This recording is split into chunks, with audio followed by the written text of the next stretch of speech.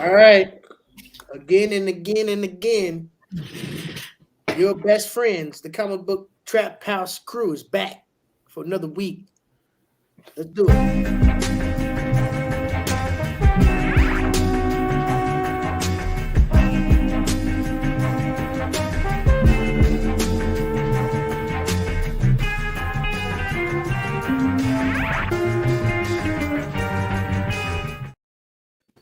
Ahoy. Yeah. And the pendulum swings. I've been laying off the beers and shit, man, but I decided to get myself a little Modelo tonight, you know.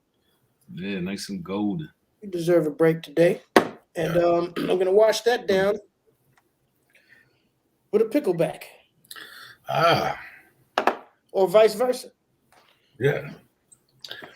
What kind of vodka are you using? Or not vodka. What are you using there? Oh, that's monkey shoulder. That's whiskey and a Whiskey. shot of There you pickle go. juice there, brother. Word Wow. up.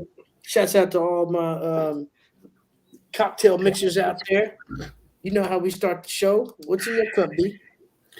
I got some vino, just some. Or how do you pronounce that? Cabernet Sauvignon. You yeah. Cabernet Sauvignon. There you Yeah, go. Sauvignon, whatever. Nothing wrong with that, man. Red wine. Good for your heart. That waiter Good for the palate. Word. Kills germs that cause bad raps. Word. Word. Big. What you rocking? Rocking real simple with a Bud Light lime. Okay. You know, being friendly to the gut tonight. They've been changing their advertising on cans because I saw that gelato one that Vic had. Yeah. And I saw it in the grocery store. I was like, "Oh, that's what Vic had." I was like, "Yeah, it's a Bud Light one. They just changed the labeling, bro." I was like, "Oh, Yeah. okay." Brand switching. They made it more colorful, so it makes you want Yeah, to it stands out. Yeah. Tricky. Big up to our brother Dave. He's not gonna be with us this week. He's handling his business. no Be doubt. back. He'll be back so you can make it. That's all it is. He's out there scouring the planet, finding comic books that you've never seen before. He'll be back to show them when he gets back. Word With a up. referee shirt. Michael Gallant, what's good, brother? How you doing, man? Shouts out to the What up, chat. Mike? Everybody Michael that's always, man. checking us out early. If you're not joining us in the chat, make sure you just go ahead and log in and do so. Hit that thumbs up button. Hit the subscribe button, of course, if you haven't done that already. Hit the bell notification, even though we're guaranteed to be on every Thursday at 9 o'clock p.m. Eastern Standard Time. Yep. Yeah, we're here every week. We're here. 116 episodes straight, non-stop. Not one week have we missed. We Not here no holiday, not rain, hail, sleet, snow, not a blackout. and it happens on Thursday. So that means we've been on every Thanksgiving, you know, all that good stuff, man. Yeah. We're dedicated. We're here for y'all. That's just the bottom line. Yeah. Batman, what's good? Eric, Yeah. what's good? Eric Shouts out to one of our past guests, Eric Hurt. He's on there right now in the chat room. Shouts out. We got an incredible artist. Speaking of incredible artists, we have somebody, a special guest tonight. We haven't had a guest in a few episodes, and we're more than honored to bring it back this week with special guest. Our good brother goes by the name Son of Saint. All right. Son of the Saint. Son of a Saint. Tonight, he's connected with comic book Trap House family, Rios Palante, as he's responsible for one of the incredible variant covers on the latest release of Food Stamps, Mhm. a series by my man Rios. Hopefully, we'll get to see Rios on the show with us tonight. We're gonna have a lot of special guests come through. This is a dope occasion, man. A gathering of extended family. You know what I'm saying? And that's what I'm feeling right there. Dope shit. Dope shit. But of course, we're gonna talk our shit. We're gonna show some books before all that happens tonight. Also, we have cover combat. Let them know what tonight's cover combat theme is. Best zombie covers. Zombies. Best brain eating motherfuckers. You see it scrolling at the bottom of the screen. We might have done zombies before. I'm pretty sure we did, but that was probably like 60 or 70 episodes ago or something like that. Who knows, man? Like I said, I think it was Undead we did or something like that. But we're deep in the game, man. You know, as many themes as we come up with every week. I mean, I would say that 98% of the time, you know, we're doing a different theme. We're not doing anything that's repeated. We might have repeated a theme maybe not even a handful of times. Yeah, I think it might have been similar, but not even dead on the same. Yeah, and it's nothing wrong with that. We discussed early on in the show. We were like, yeah, when we came up with starting the whole segment, we decided that in the future it would be okay if we repeated themes. We just haven't done so. So it's not against the rules. We'll see. Yeah, because we could always just use different covers with past used theme, you know. Yes. Yeah, absolutely. Angel Lopez, what's going on? Make sure you tell your people we're all live right here. Share that link. Get the people in here. Y'all are just as much a part of this show as we are. All right, what's going on out here in the world? These TV shows, these comics this week. Let's talk TV and movies right quick before we get into the books. All right, Hawkeye. Let's just start with Hawkeye. Yeah. Watch it again today. Episode 4 dropped this week, yesterday. Everybody seen it? Everybody caught up? I'm not. Yep. Okay, no spoilers. Good. We got the reintroduction of Yelena Belova back on the that was fire. She came back from haven't seen her since Black Widow. She is now the Black Widow. Of course, we saw her in the post credits of what was it, the Falcon and Winter Soldier. Yeah. Where she was recruited to go kill Hawkeye, who they falsely blamed for killing Black Widow. So, of course, by the end of this series, we'll see him convince her otherwise. And all that good stuff. Little sis. I like the tie-in, though. I definitely dig that. Yeah. There's definitely a lot of continuity being built in this show. They're bringing a lot of information in, a lot of Easter eggs, fan service, all kind of good shit, you know. The only I've been discussing it with my boys here in the group, man. Overall, I can't say I really enjoyed the show, but I think that the only reason is just because of the chick playing Kate Bishop. And it might not just be her; it's the way the character is written. I hate this Kate Bishop character in this series. She's just so unbelievable of a character to me, and nothing's hitting the mark. Nothing's hitting the mark to me. But you know, what is the most unbelievable about her to you? I don't know. It's just her. It's just her delivery. You just not feeling the way she's acting. She's a horrible actress, and I mean, and plus at the same time, it's like her comic relief, even though it's understood, it's just a little bit over the top. You know what I'm saying? Every scene she's in, every bit of dialogue that she has is comic relief. You know what I'm saying? Right. I don't like the way how, you know, she was just so quick to not accept Jack, the Swordmaster dude. You know, when she found out that her mother had remarried and shit like that, and like, Jesus Christ, she lost her dad when she was an infant child. Yeah. You know what I'm saying? Yeah. It's been 1,000 years. And she's like 20-something years old, right? Yeah. You know, can your mother move on? Can she be happy with her life? You know, you're gonna sit there and shit on her, just, you know, happiness. It's like, what kind of? I don't know. It's, you know, I think her character is being written as a, you know, a real bratty type of annoying sidekick that really just shouldn't even. It has no place in the whole show. If she wasn't there at all, it would make a better show to me.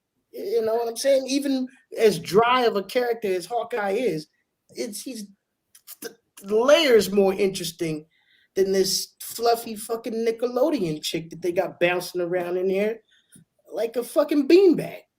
Right. Well, that's just my opinion. Okay. Well, I watched it again today, because I wanted to just make sure I was on my P's and Q's of what I didn't want to miss anything, and I know what you're saying. She could be kind of annoying sometimes with the constant wise cracks and sarcastic shit. I didn't think she was that bad, but I feel what you're saying though. It's like I don't know, but it's how many the people watching it's going to determine if they get another season or not. So I don't know, but I'm sure that there's no question in Marvel. I do like how Black Widow showed up, and that was dope. And yeah. I can't wait to see what the sword master is all about. So yeah, the fabric of the show I'm enjoying. Maya Lopez, all the different nuances that are being introduced. The only thing that's throwing me off is just the Kate Bishop role. And it's probably affecting me way more than it should. But every scene she's in, it's her show. So it's like she's in everything. So yeah, I'm annoyed with every scene. but still, like you say, there's great things that are occurring. Of course, the uncle everybody's referring to, we're thinking is going to be the kingpin. By the end of the show, they've done all kind of different Easter eggs towards him. When they showed the flashback of Ronan murdering everybody in that car shop, it was called the Fat Man. You know what I'm saying? Just different little. That's Kingpin's nickname. You know what I'm saying? And in the actual comics, of course, Maya Lopez and Echo was answering to him. So I'm pretty sure all of this is definitely going to tie down to the Kingpin, but whether we'll see him in this series or not is still to be had. Right. Well, he's coming. What do you think, Vic? Well, I gotta disagree. I think her character is built for a younger audience, like for I do think people that's catering to her age. So the humor kind of is like catered towards that demographic versus people who've been reading up on it and we already know her character and the storyline. It's a Disney Plus show, so I think they appease to those type of things. And to our discord, it's like we want to see the MCU theater version where it could be a little bit more aggressive and to the script. But I think what they're trying to do is just appease to a younger audience. And I thought she was funny. Me and Batman watched an episode or two, and she took a liking to it. But I just like where the show's going. I always just like to see the underdogs get developed, so that when they all come together, we have a tighter storyline. Yeah. I mean, that's valid. You know what I'm saying? It's definitely not being written and geared towards it's my demographic or nothing like that. I'm not even trying to judge it from an old school perspective. I'm just trying to say that this character, if she's supposed to be the main character, she's her the way she's being written is just a little too goofy. You know what I'm saying? Mm-hmm. There hasn't been one part that I've been able to really take her serious or figure out who the fuck she is outside of just a spoiled brat. If that's if that's what they're trying to. Well, she is that. Yeah, but she is that for sure. Yeah. And that's she has to grow, and they're showing her progression. But at the same time, it's like I don't know. Well, it's not for someone. Her character's not for our age group, but let's just hope that as they progress and build these other characters and these other shows come, like namely Daredevil and of course with Kingpin and all that. Yeah. Hopefully Disney Plus will not restrict them in the way that that's where you don't get the Netflix. Because I'm not expecting much from Kate's character. These shows are ushering in some of these great Netflix characters that we had, and that's something that is going to come into question. As much as Vic Vega might enjoy the juvenile aspects, I don't want to see my Daredevil come in. Yeah, me neither. Cracking jokes and doing or even She-Hulk. I don't want to see a sassy. Quirky. You're gonna see a sassy She-Hulk. Yeah, I'm sure She-Hulk is. She's gonna be sassy, but not childish. I heard it's supposed to be like a comedy. You know what I'm saying? And Charlie Cox, of course, has been confirmed to be on his way back in, and all these characters are coming back. They're making so many allusions towards characters that we've been hoping to return. Mm-hmm. In this particular episode of Hawkeye, also, we get new angles on Hawkeye's wife, Laura. Right. Yeah. Who, Laura, who, we actually are going to speculate now could possibly be Mockingbird under her. Well, it kind of took me when she was on the phone and then she starts speaking German, so the kids can't know, Right. and how she knows the business so well and the different ops, and she's just like, when you mentioned that, Reddy, I didn't know nothing about them wanting to use her as Mockingbird, but when you mentioned that, I was like, okay, that makes sense because she seems to know what the fuck she's doing.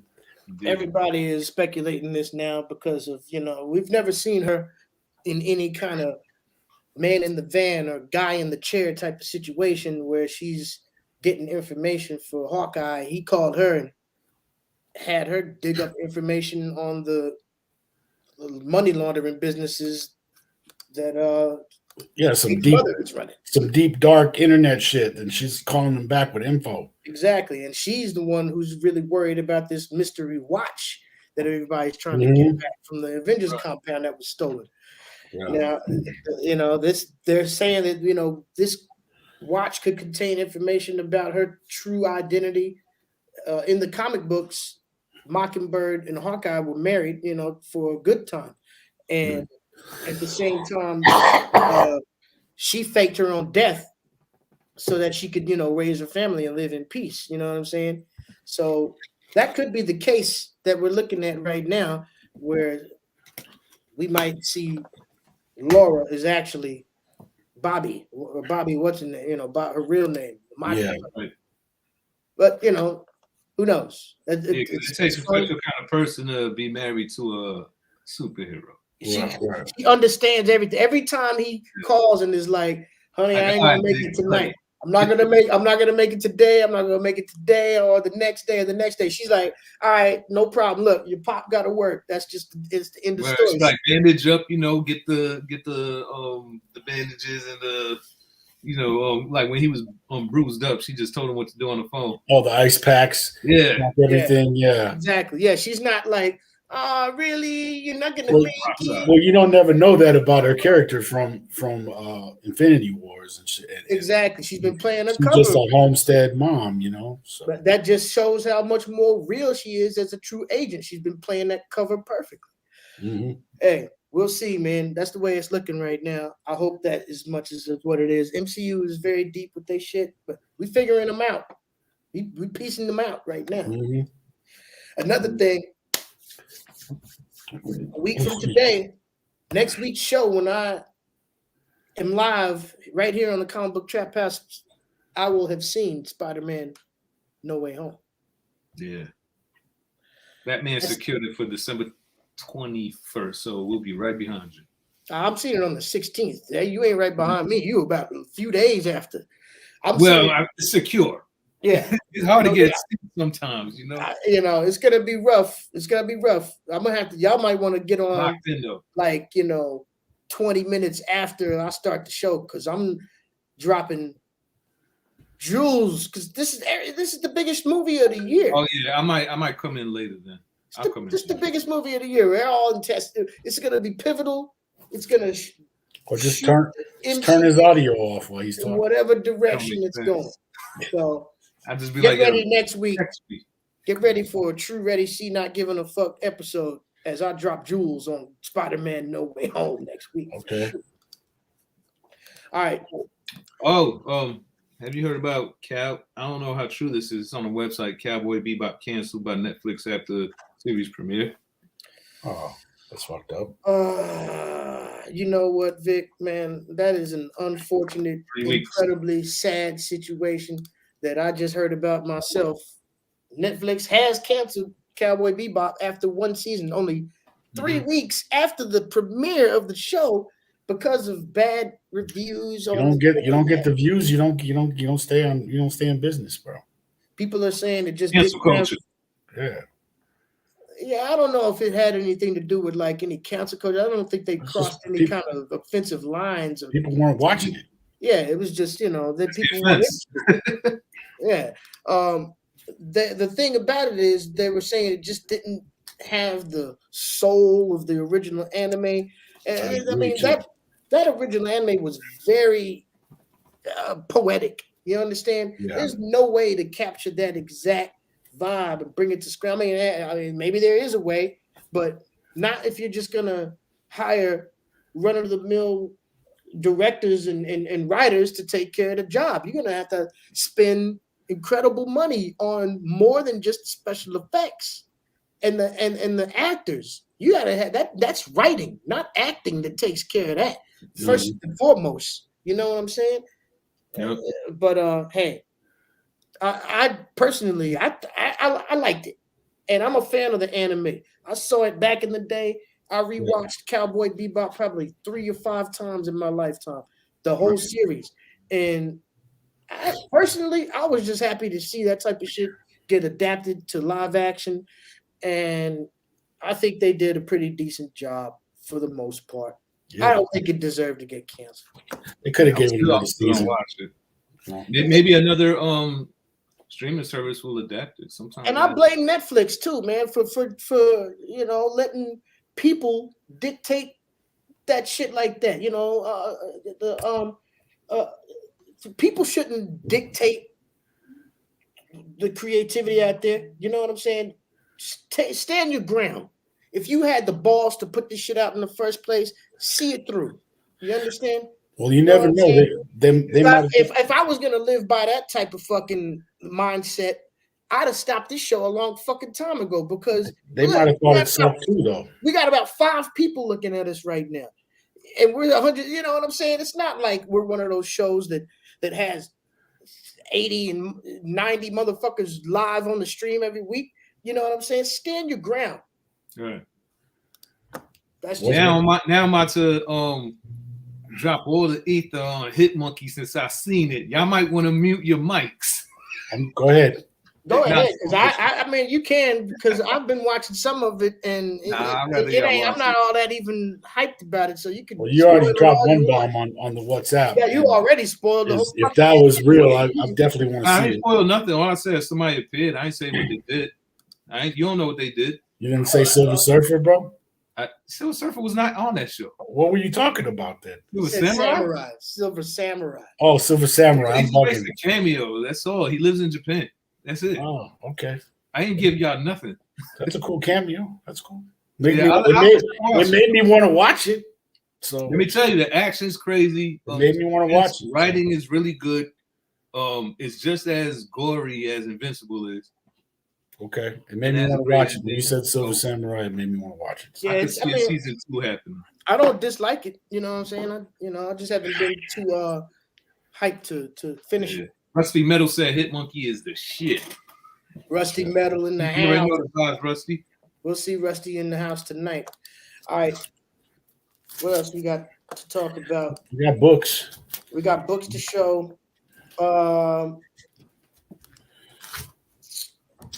Captain Carter series announcement. Didn't they already have a Captain Carter show? I didn't even watch one Captain Britain. No, they had Agent Carter, not Captain Carter. Oh, okay, Agent Carter. I'm gonna bring her back. Well, she's thick. I like her. I didn't watch one episode of that shit. All right. One thing though, Captain Britain. Everybody's questioning. I like that. Everybody's coming back with these Netflix characters like Daredevil and Kingpin and shit into the new Disney show stuff. A good question to ask is whether or not the episodes and the stories that were told on the Netflix shows will be crossed over as MCU canon or not.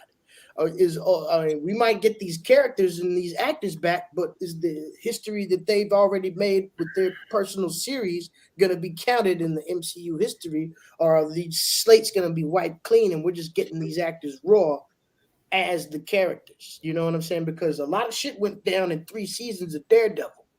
Yeah, we don't need an origin story. No. Yeah. I mean, no reboots, nothing like that. But will what already has occurred be canon? You know what I'm saying? That's the question. Right. Because we know the room. Well, I don't know if it's been confirmed, but Punisher is supposed to go to Hulu so that they could keep on the graphic content of it. Have you heard about that? I didn't know that. That would be good. That'd be good. Disney needs to come out with a more adult, section to their whole thing, like Disney X instead of Plus. There you go. That's perfect. Dang it, Disney X. They won't do it. Bring that shit. We need Disney X, yo. Word up. They won't do it. All I right. paid $2 for Disney X. All right, let's look at some books, Oh, man. That's shit. what they came for. What time is it? Yeah. 9:30. Yeah, let's look at some books. I don't have that many this week. D Strong, you got a Go good ahead. got a good mount, but I'll send it off if y'all want. Okay. Yeah, it's fine. Pretty much some new stuff. I found a couple of older ones with some mail calls too, but definitely, you know how I do. This was a must-have this week. New Star Wars series, Crimson Reign. Mm-hmm. Yeah, they were signing that at Midtown this a few days ago. Yeah, That's Charles right. Soule was live at Midtown Comics, signing copies of this. The 1 in 50 was on fire, sold out quick. There's some dope variants. I got this is the first appearance. There's a couple of first appearances going on in here. I can't remember the names. I didn't do my proper preparation before the show for this one, but you can look it up yourself. It's definitely something you want to grab a hold of. This is the regular A cover right here, is what it looks like. There's a few variants. There's a Crimson Crane, Darth Vader variant. Yeah, I like that one. Yeah, but the ones, of course, to look for are the incentives, the 125, the 1 in 50s. And if you can still grab one for a decent price, this book is going to be on fire. Trust me. I went ahead and picked up Batman number 118 this week because I heard that a new arc is beginning and it's a good jump back in point. I stopped at like 110, 111. No, before that. I would say Joker War 98. I think I stopped at like 98 or something. I don't know. But, okay, that's your Joker War. But I went ahead and came back with this one. This is also an homage cover, obviously, right here to Spider-Man, Volume 2 or 3, I think it is. Mm-hmm. And why is that? A loose same homage. pose? Yeah. This is also a loose homage to the Spawn that homage to that Spider-Man cover. Exactly. Also. Yeah, there's been a bunch of homages to that Spider-Man pose in that cover. So this is just another in the continuation, and glad to be back on Batman. Let's see how this one goes. New writer, because I wasn't reading it since the Tinian stopped. All right. Another one that came out. Well, this one came out, I think, last week, actually, but my man at the comic shop recommended it to me. Told me I should go ahead and give it a try. From Vault Comics, Radio Apocalypse. Mm. The cover caught my eye. This is kind of if you're familiar with something like maybe Good Morning Vietnam type of flavor, this is like the only radio station that still operates after a zombie apocalypse. And it's kind of about this DJ who is providing information and helping dictate and helping people navigate their way through the apocalypse, but still going through a lot of different motions on his own. Good shit. I don't know. We'll find out. I'm gonna read it. Moving on. All right, we got some mail calls. Only got a few more books. This came in. A couple of exclusives from the 616 Comics. I definitely fuck with 616 Comics. They do a lot of official Marvel variant releases, limited runs with today's best artists. An independent comic that I've appreciated since its first volume, that's just now entered its second volume, The Maniac of New York. Mm-hmm. Volume 2 is called The Bronx is Burning. He's in the Bronx, yeah. And I bought this limited. Oh. Certificate of authenticity right here. Christopher Bust. That joint is fire. Only 150 of these exist in the world. Yeah, that's a good catch. That's crazy right there. Yeah, he about to hit the Bronx up, huh? Yeah, the the glare is not giving it justice. But I want to trust see him pull up to the park on like the projects and shit. word Parkchester. Let's see him go through Parkchester. Downview, Patterson, Yeah. Mel Brook. It'll be over. That'll be the end of the More. series. My Haven. He's not making it out of my Haven, man. All right. All of that shit. Yeah. They got his ass up like a Christmas tree. If you the background is all blurred. This cover actually looks 3D when you see it in person, man. It's really amazingly drawn. Almost looks like an alien. Yeah, it's dope. This is like a play on Jason in a way, but he's just completely unkillable, and the city has just accepted him. And they're like, they got drills and shit like for tornadoes. Like they got, the Maniac of New York drills. Like, oh, he's in your neighborhood. You better lock down. You know what I'm saying? So that's it. All right. This is another one, a dope series that everyone loves. Issue number 14 right here. Another 616 exclusive, limited to 750 copies. Ryan Brown on the cover art. Oh. Another hip hop variant for y'all. This right here paying homage to the Wu-Tang Clan's Iron Flag album. Boom. Department of Truth, number 14. There was also a Virgin variant to this. I think that was limited to 150 or something like that, but I missed out on that. But I mean, if you think about it, the trade is so minimal on here. Doesn't even make a difference, man. It's beautiful cover. Indeed. Beautiful cover. Wu-Tang. Wu-Tang. That's going in the hip hop variant box. Well, we're definitely never gonna have that battle. Oh man, y'all don't want to test on the hip hop variant battle, man. I can't wait to that. Y'all getting done. I have to draw my own. All right. This was a good one. I was way before this episode 4 dropped. Any of that type of stuff. This is actually a comic that has been a part of my Grail search for a long time. I've seen it plenty of times. It's not so rare or nothing like that, but every time I see it, people are charging astronomical prices or shit like that. But I just happened to go to a new shop that opened up here in Brooklyn about 4 months ago. It's not a new shop, but they moved from Manhattan. It's called St. Mark's Comics.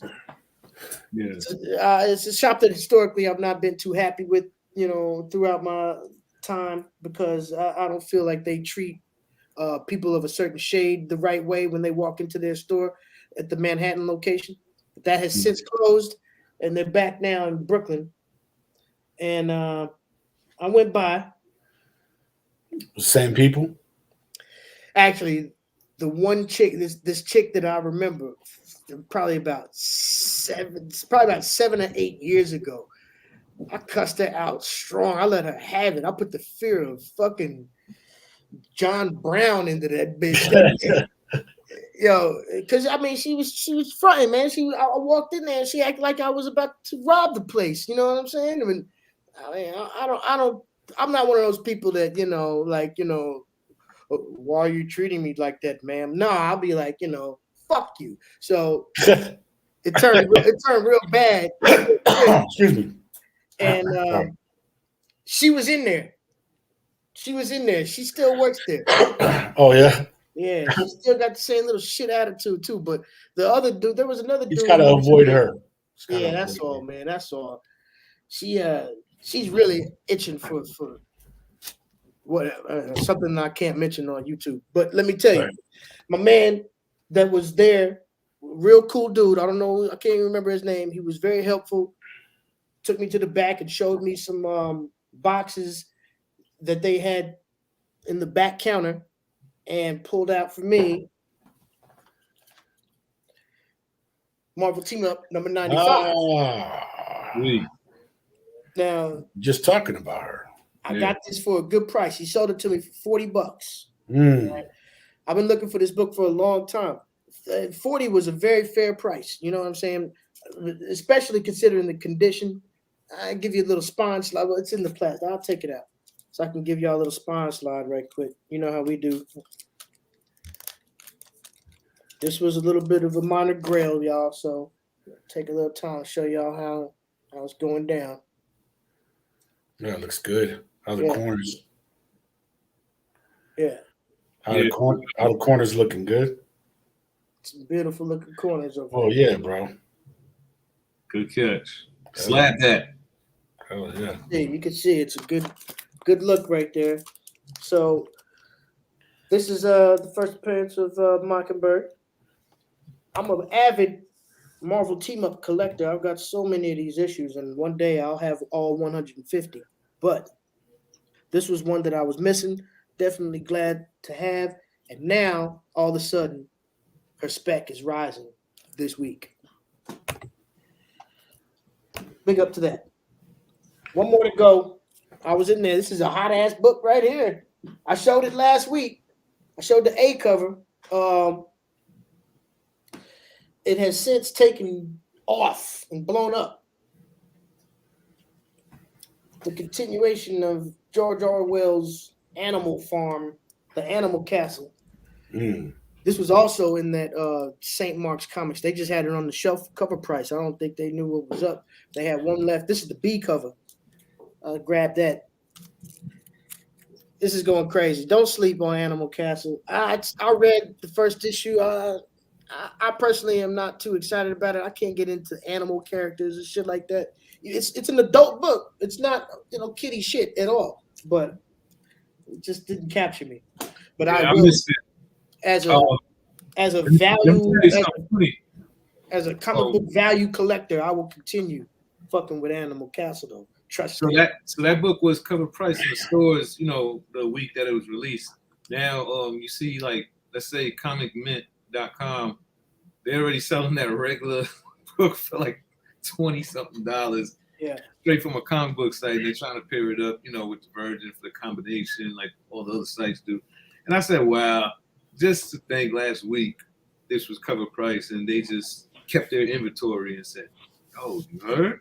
No. Yeah. I mean, that's what happens when a book catches on fire that no one expects to be a big deal. You know what I'm saying? I mean, when you have to consider pre-orders and how comic shops order these books.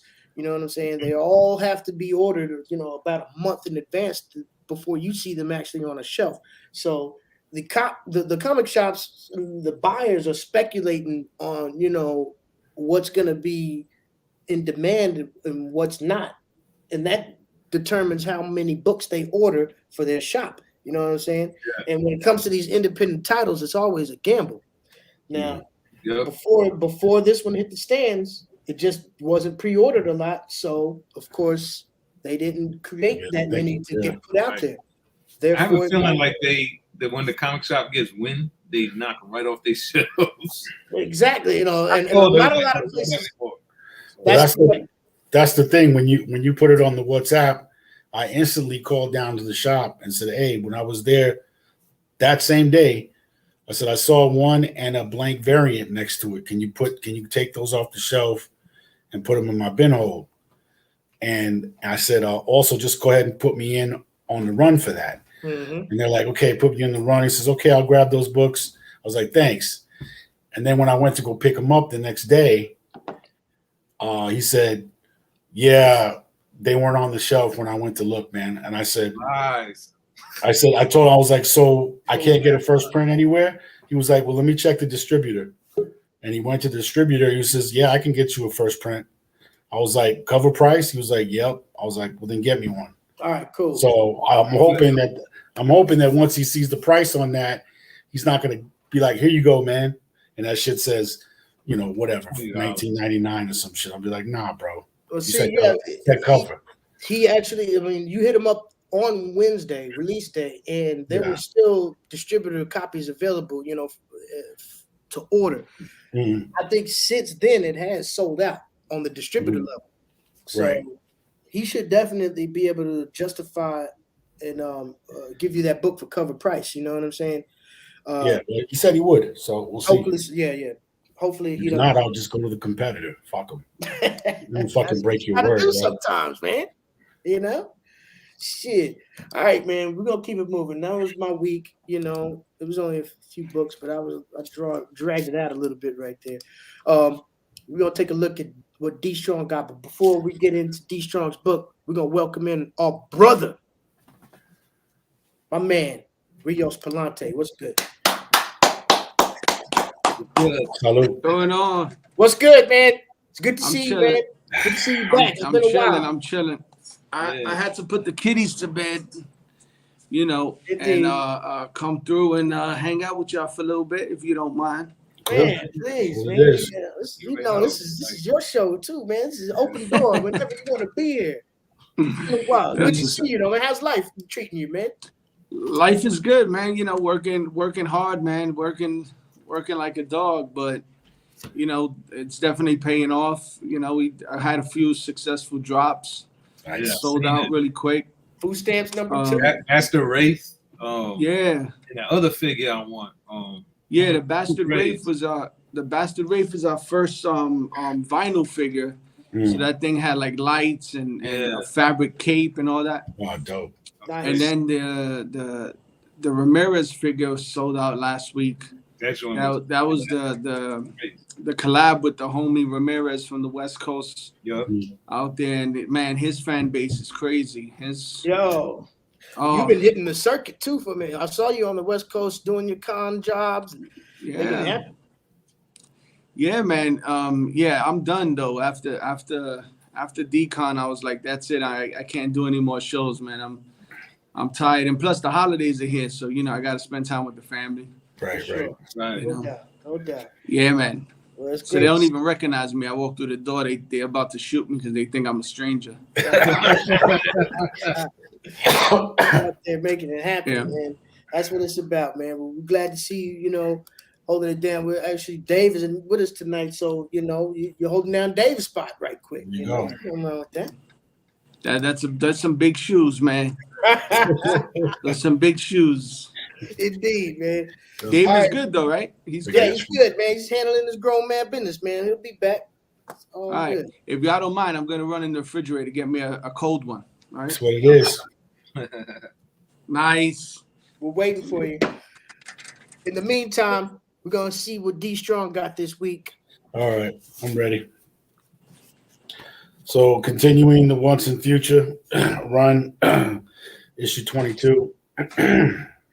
Wow! Now you got all of them, right? I got them all. Yeah. Every cover is sick. I don't know if they'll ever option it, but yeah, like you said, every cover is crazy. And how's the story been? It's about Arthur, bro, King Arthur.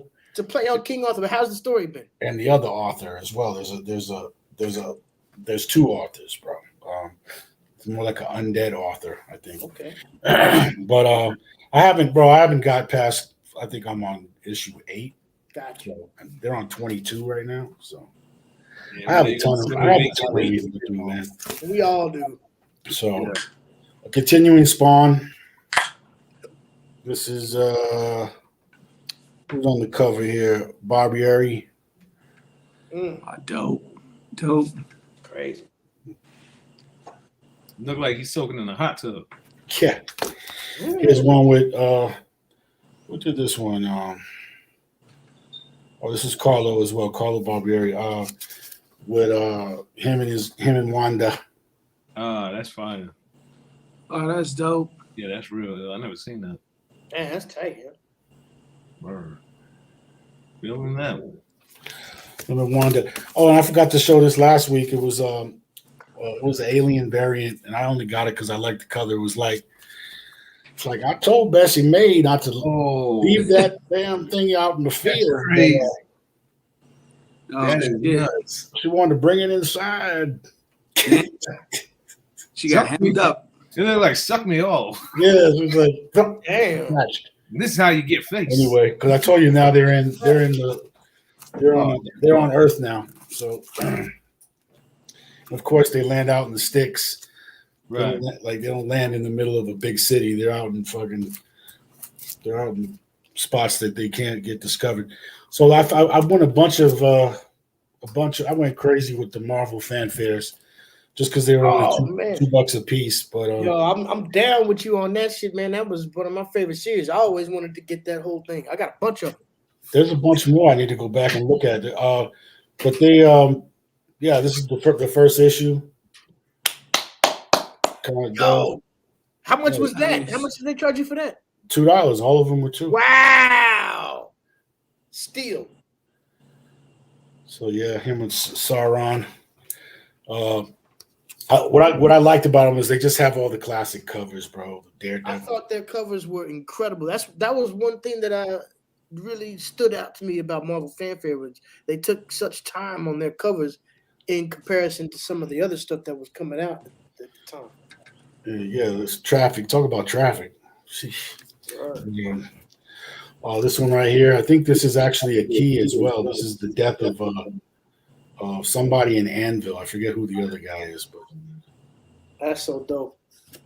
Yeah. Marvel fanfare. Dope. Oh, this one too. Moon Knight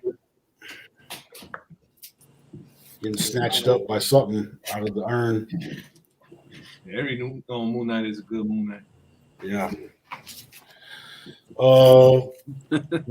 Daredevil.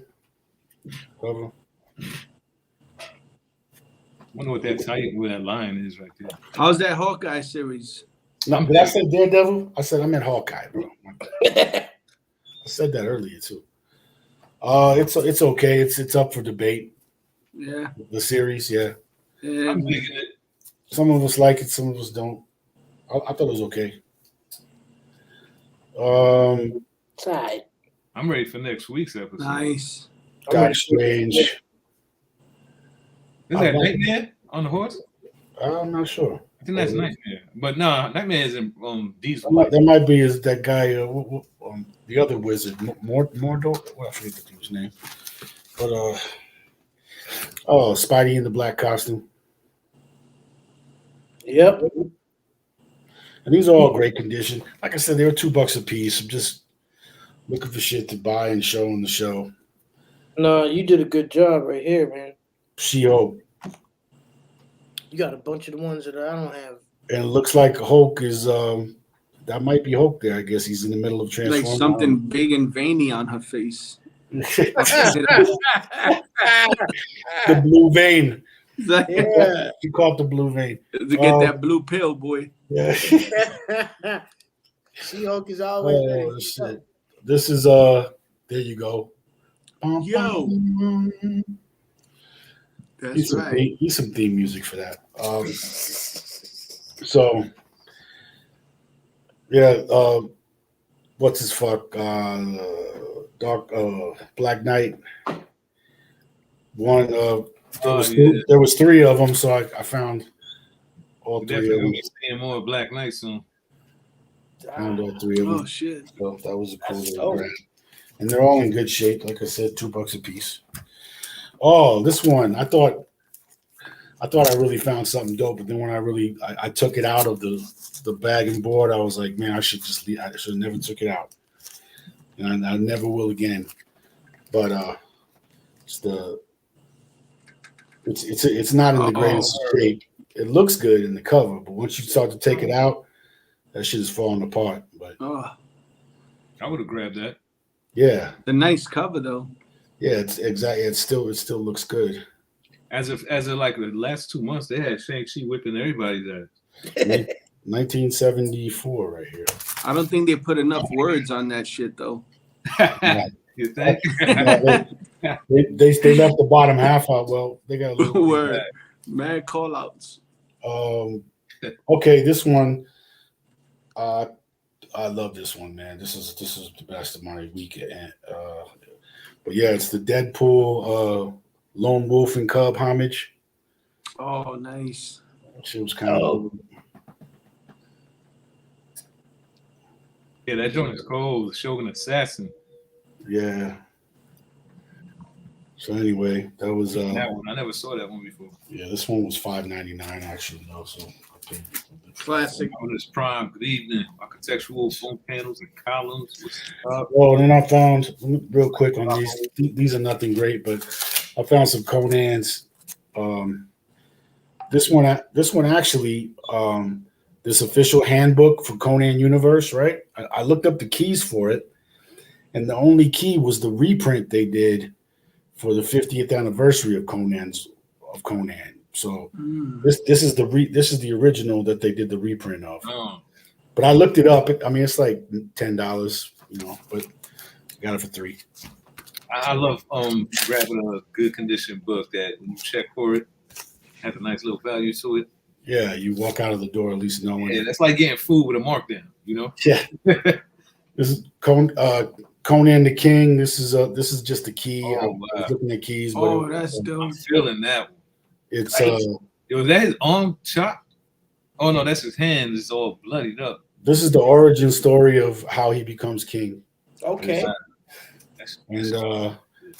And then this is the final book of that series, which was a key, which is the death of I don't remember the name, but it's the death of this dragon here. But certain nemesis of his throughout the book. So anyway, yeah, I got the final issue. But yeah, those were $3 a piece. You got some definite chime-ins about your Marvel fanfare books right there. Just it's such an incredible series, man. Everybody loves it. Architectural foam panels and columns says a lot of those Marvel fanfares have some great stories that aren't reprinted anywhere else. A lot of that was anthology, you know what I'm saying? Some of them had little arcs that lasted for a few issues, like those Black Knight ones that you showed, but overall, it was pretty much an anthology series, man. Right. Dope stuff, man. Yeah. That Black Panther one is dope. I wish I could find that one. Anonymous Prime grabbed Marvel fanfare number 60 for $10. Denny's Cohen, Black Panther. I gotta check if I have that. I might. That's a dope cover. Shouts out, man. Fire stuff. Yeah, some real collectors in the chat. Yeah, bro. Showing up.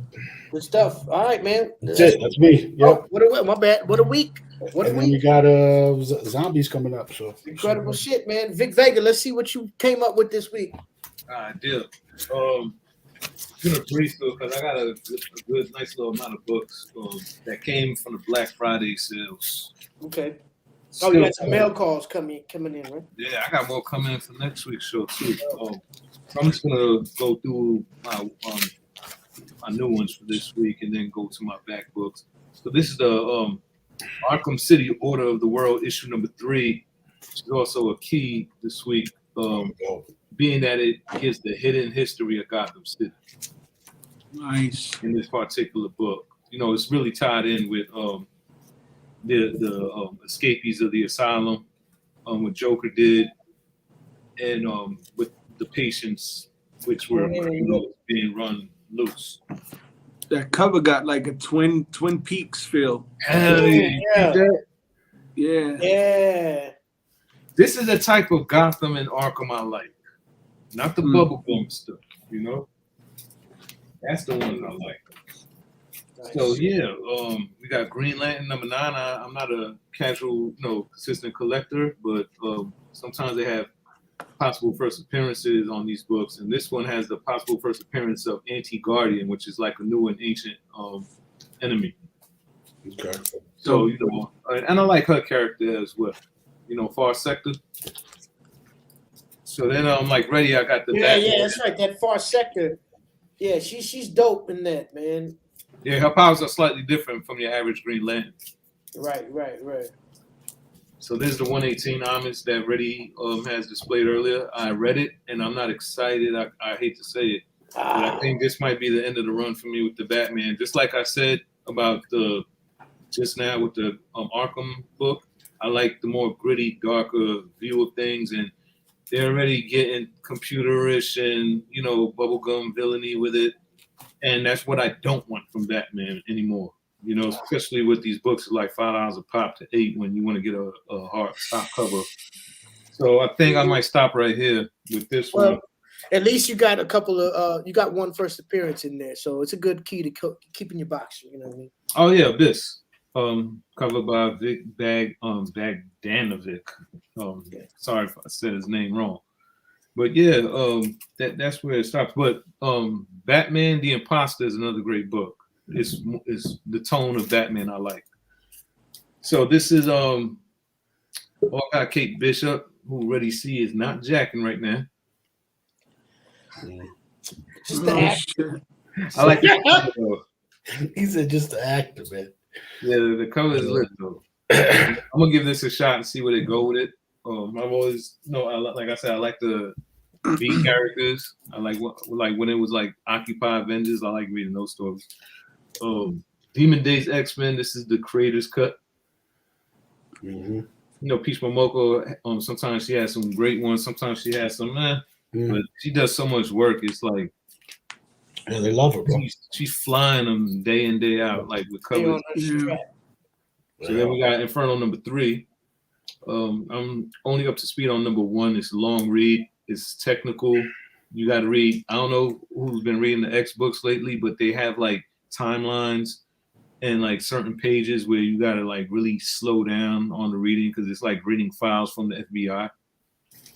I know anybody who's writing any of that X stuff right now is so mad at Jonathan Hickman for throwing that shit in all over different directions and shit. It's a lot to read. Word. You're reading files. I thought it was a great reboot that he did, man, but it spread out too far. Yeah. You know, I'm giving it a shot. It's a limited still. And of course, we got Devil's Ring. I went with the Scotty Young cover because I know the original one will be in my pull list. That's actually a dope variant. I was looking for some variants to that today and didn't find it. I was loving this one. Yeah, I like Scotty Young. Yeah, he just has and he writes. So, I really like his overall. So let me go a little faster so we can bring our guest in. We got crossover number 10. I've been following up. I don't know when I'm going to stop. But I thought it ended, and then they kind of like brought it back in after the Zdarsky feature. Got Scumbag number 11. This book is just funny. I like the artwork. Nice. He's like has no loyalty. He's like on 3 different sides of the spectrum. He betrays everybody for his own benefit.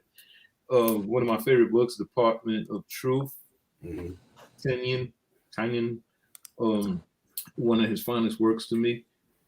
I'm up to speed with it, and it's deep. So this is just a filler. You promised me Darkness number 2. I'm already 4 or 5 issues deep, so I just needed to order that from the Black Friday special. And we got the new Basilisk. I forgot. I think this is issue number 4, and 5 is next, or this is 5. Yeah, 6 is next. So it's building a lot of momentum. It's very violent. Storyline is going well. You don't know what's going to happen next. It's like my bad. What title was that? Oh, Basilisk. Bachelor. It's like Basilisk. Basilisk. Okay. And they're given special abilities, but these abilities are like the most worst abilities you could imagine that just hurt people in the worst way, like make people want to eat their own flesh off, or just die internally, or the most. It's like hear, see, taste, and those 5 senses. These 5 people bring out the worst with those senses. And there's one victim of her parents were killed because of those people. And as she grew up, she wanted her revenge. So she kidnapped one of them and had to work with her to get revenge on them. Oh, shit. Okay. Sounds interesting. Yeah, it's dope. This is another interesting one I want to catch up on, and this was another filler. I'm 4 issues deep, and I was missing number 2, The Girl Who Electrified Tesla. So Nikola Tesla. So she was sent to investigate, see what he's doing, what he's about, get some information on him, but she kind of took a liking to him. She electrified. Cover. Yeah, so I like my indies, man. And then caught up with that Batman annual. I had to grab that since I missed out. So with Ghostmaker, this is like the conclusion to his backstory during the Batman run. Bless you. It has a feature or 2. Then you got I just bought this for the cover itself, Captain Marvel number 34, the original Marvel on there. Oh, Marvel, yeah. Damn, she got brolic. It's a new dawning day.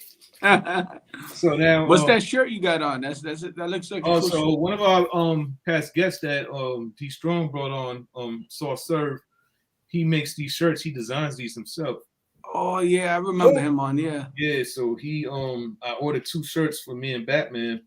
One shirt I had for her with the Care Bear with the Wu-Tang on the middle of the Care Bear, and then I got me this one. Nice. It came in today. Shout out to Soft Serve. Yeah. Some love. Tight shit. This book was in the quarter bin, but I love these, embossed type joints. So it's like a wildlife foundation type book. But it's that pop-up type book. Oh yeah, it's embossed, yeah. I love it. You're not gonna see this too many places. Nah. And then got this Ghost Rider Return of Vengeance, perfect condition for a quarter. Cool. I missed the newsstands. Yeah. Oh man, back in the day. Yeah. And the stationaries where you spin the little rack. Yeah, man. Those are the barcode cover joints. Another filler. Oh, that's dope. That would have been a good black and white one. CC got these for a quarter. This had to be a mistake. Because they're in perfect condition. And quarter? This was variant right here. Wow. Yeah, it's in a 25-cent bin. They didn't even check when. No, they say how many you got when you have the quarters. Because I'm such a constant customer. They don't be like checking for all that. Yeah, it's not. Unfortunately, Scumbag isn't a very in demand series, but it's great. People just sleep. Yeah, it's funny as fuck too. You get a kick out of it. Like, what is this? What is this shit? I don't know. It just intrigued me. Like Trouble with Girls. It was some weird shit. Like Apache Dick. Maxi Scoops. It's like a spank manual. Looks like that. Yeah. I want to find out more about it. It's like them old cartoon books you used to have to hide. Bad Mother. Bad Mother. It's just random weird shit. Fucking Karen. Killer. Batman told me to get this one so to get a reaction out of y'all. The fuck is that? Killer Queens? And Assassin. What are they from Queens? I think they drag, right? Oh, but where? They gotta be. I don't know. I didn't read it. I probably won't. Before I show my main ones, my trade dresses, these were each a quarter, so they came in a straight set, 1 to 5. Can't be mad at that. Those are dope, bro. Yeah. Young Master, and right behind, Yeah, I like the they were art. pretty dope for a quarter. Like, why not? The artwork's good. Looks like it probably has a really good storyline. Cool. That's tight. Give it a chance. That little blonde girl's in some shit. Never know. Shit, Rambo. Beauty of comics, man. There's so much to fuck with out there, man. So this is my last right here. Some of them came from this guy right here, Frankie's Comic. I like their box because they actually customize their boxes. That's pretty expensive. So we have right here the Venom and the Hulk that comes from Bajon Baron from Frankie's Comics. So with the homage to the first appearance of Wolverine. Wow. You got that one, huh? Nice. I kept eyeing it, and then Instagram kept showing the ad, and it was just taunting me. And we got the Venom #1 from the same artist, John Barron's. Yeah, Instagram was showing me that ad too. Look, y'all got. They won over my soul. So I ordered these back in July, but I had to wait for this one to come out. The Black Panther #1. This was Moon Knight #1. As well, I thought it was pretty cool. That's dope. And this one is by Mako Suyan from Unknown Comics. And as well as this one, which has Shuri on the cover of Black Panther #1. This one, like I said, I ordered in July and finally got it around Thanksgiving. Yeah, it just came out then. It's dope. Yeah. David Nakayama did this cover. She looking like Solange Knowles. Bro, I look like a picture, bro. That's drawn, huh? Yeah, it's superb. I really wanted that one. Then the last one is Meridian got this one, Venom #2 with Meridian on the cover, spoiler cover by Marco Terrini, limited 3,000 from 616 Comics. Damn, that's a dope cover. That's what I did. First cover appearance of Meridius. Good shit right there. Dope. Great dig. Vic Vega. Another week. Australian. You know how we do it. You know how we do it. Tastes like shit, but that's the Foster's Premium stuff, right? I like that. Yeah, I like the blue can though. I forgot. Yeah. This is the blue one is better. This one is that's the premium. Yeah, it's the I've had them both. Yeah, it's not good. That's that like, green, blue ain't there. Yeah, I might have to resort to the strong shit later. Hey, we all here, man. We man. And speaking of all being here and brothers returning tonight, we haven't seen our brother Rios in a long time, man, and we haven't seen our brother Rusty Metal in a long time either. Rusty, what's good? He does the profile shot. You like that intro, What's up, fella? What's up, my brothers? You just like like reunion. You like the bond. It's fantastic. Oh, family man. reunion tonight. Cheers. Cheers. It doesn't get any better. Cheers. Making it Cheers. happen Got the mystery. tonight, what's in that cup? What's in that cup? Rusty? Oh man, just some ice water. Okay. Just some ice water, brother. You're Rusty. I don't believe you, but we'll be all right with that. That's all right. Yeah, that's kind No, of I see you upgraded your Wi-Fi. Oh yeah, no AT&T tonight. Pray for me. Word. No more 300 baud modem for Rusty Metal, ladies and gentlemen. We're here. All right. I had to hit up Reddy C earlier and said, "Yo, we got to run a practice. Let's do a practice run, so I don't embarrass myself like I have many times before." It's dope. We got it straight though, man. Yeah, but man. I really appreciate all y'all being back tonight, man. You know what I'm saying? It's a special occasion, so it's only right. Tonight, that's right. We got somebody coming on who it's just an honor to have this brother.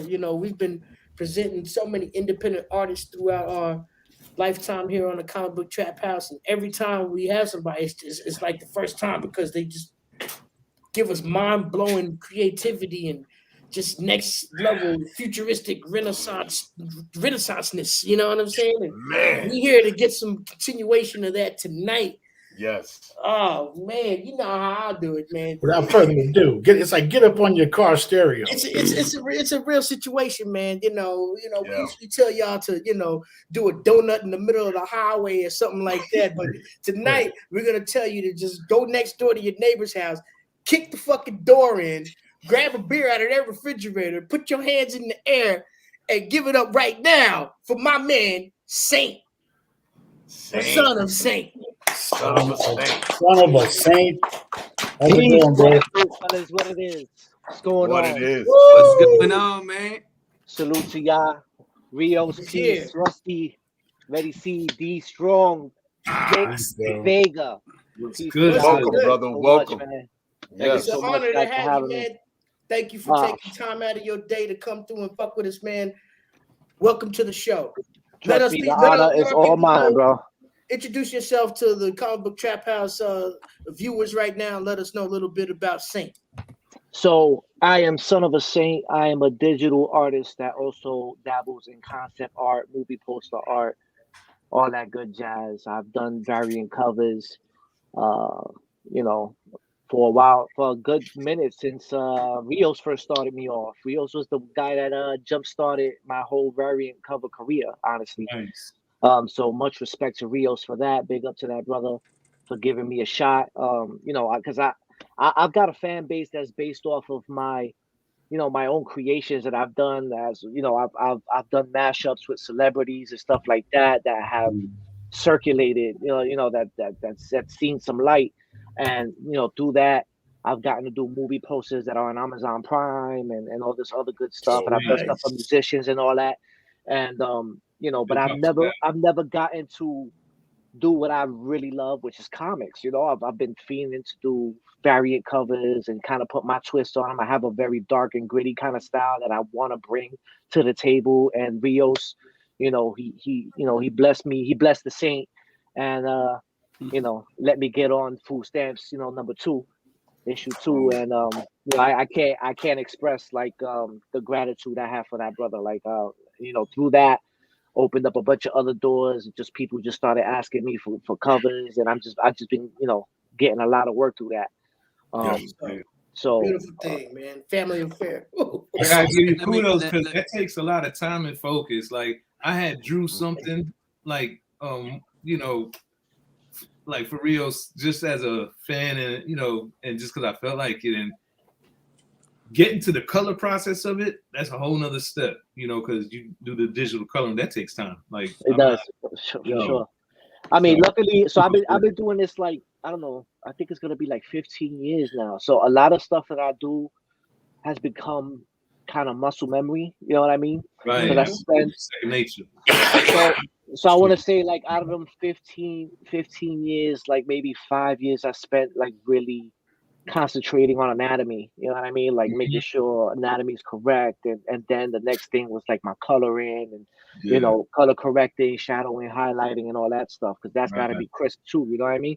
Like it's okay if you could do a realistic, anatomically correct arm, but if you ain't got the shadowing and highlighting necessary to bring that arm to life, it's just gonna be a flat 2D. Right? Like, it misses the illusion of grandeur. I don't know what it is, but like the perspective. the graphic, So you know, I noticed on your IG, speaking of the variants, you got not just Rio's variant. There was like about 4 or 5 of them on there. I think you said it was a good year, 2021, right? Yeah. So after Rios, I got to do the variant cover for Tragedy, which is Phil Rush's title, which is doing really well. That his Kickstarter, the minute he put that up, like it went crazy. Like that cover is crazy. Yeah, I appreciate it, bro. And he'll tell you the story. Like I always tell him that, like I'm a very thankful person. Like I'm grateful when someone gives you a hand. You know you should give thanks and be appreciative. You know what I mean? Because nobody needs to go out their way and give you a hand. You know what I mean? Like no one's entitled to shit. You work for it, and if they want to give you a hand, you be appreciative of whoever gives you that hand. So. He was worried about me, and Phil would tell you himself, he was worried about me because I'm a digital artist, and he typically deals with traditional guys, and he deals with guys from Marvel and DC, so he's used to that traditional style of doing stuff, which I don't knock it, I mean, but I'm a digital guy, you know what I mean? Right. So he told me, he spoke to me, he was on some, man, I like your style, but you're digital, like, how about we work something out? How about you just do a print? Like some fan art print for the Kickstarter, and I'll put it in the Kickstarter. And you know what? I didn't say no. In my head, though, I was saying, I'm gonna get a cover. And I went, you know what? Thank you. I'll take that opportunity. No problem. I'll take that. I didn't ask him for the cover. I didn't beg him for it. Nothing. I said, all right, that's what you're gonna give me. I'm gonna take that. But in taking that, I made sure that he cracked open the door. I make sure I kicked that shit in. Right. So I sat down and I poured my heart and soul into that shit. Made sure that shit was good, because I was like, I'm gonna obligate this man. And those aren't just, you know, comic book art jewels. He's not just dropping comic book art jewels. He's dropping life jewels right there, ladies and gentlemen. Whatever endeavor that you use to sustain yourself, take that attitude into it tomorrow morning. Absolutely. And upgrade your life. You understand? You know what the problem is, Pop? The problem is that everybody, they think because you have a good feeling about what you do, and that's great. Not knocking that. But then sometimes some artists, they become entitled. They think because they feel they're a certain level, things need to be handed to them. Let me tell you something. I don't want nothing that's handed to me because it ain't worth having. Right. If I didn't go climb up that mountain myself, if I didn't go snatch that myself, here's a good analogy. If I want a kingdom, I'm going for a king's head. I'm not waiting for a king to die to pass it to me. I'm gonna take it by force, because I want to show my strength in all things that I do. Right. So back to the story of Tragedy. I did the piece and I sent it to him. I was like, "Yo, Phil, here you go, bro. Here's the fan art, right?" And he looked at it. Right away, he was like, "Yo, I can't even use this as a print, bro. I got to give you a cover." And I was like, "Oh, if that's how you feel." If that's how you feel. In the meantime, you're like, yeah.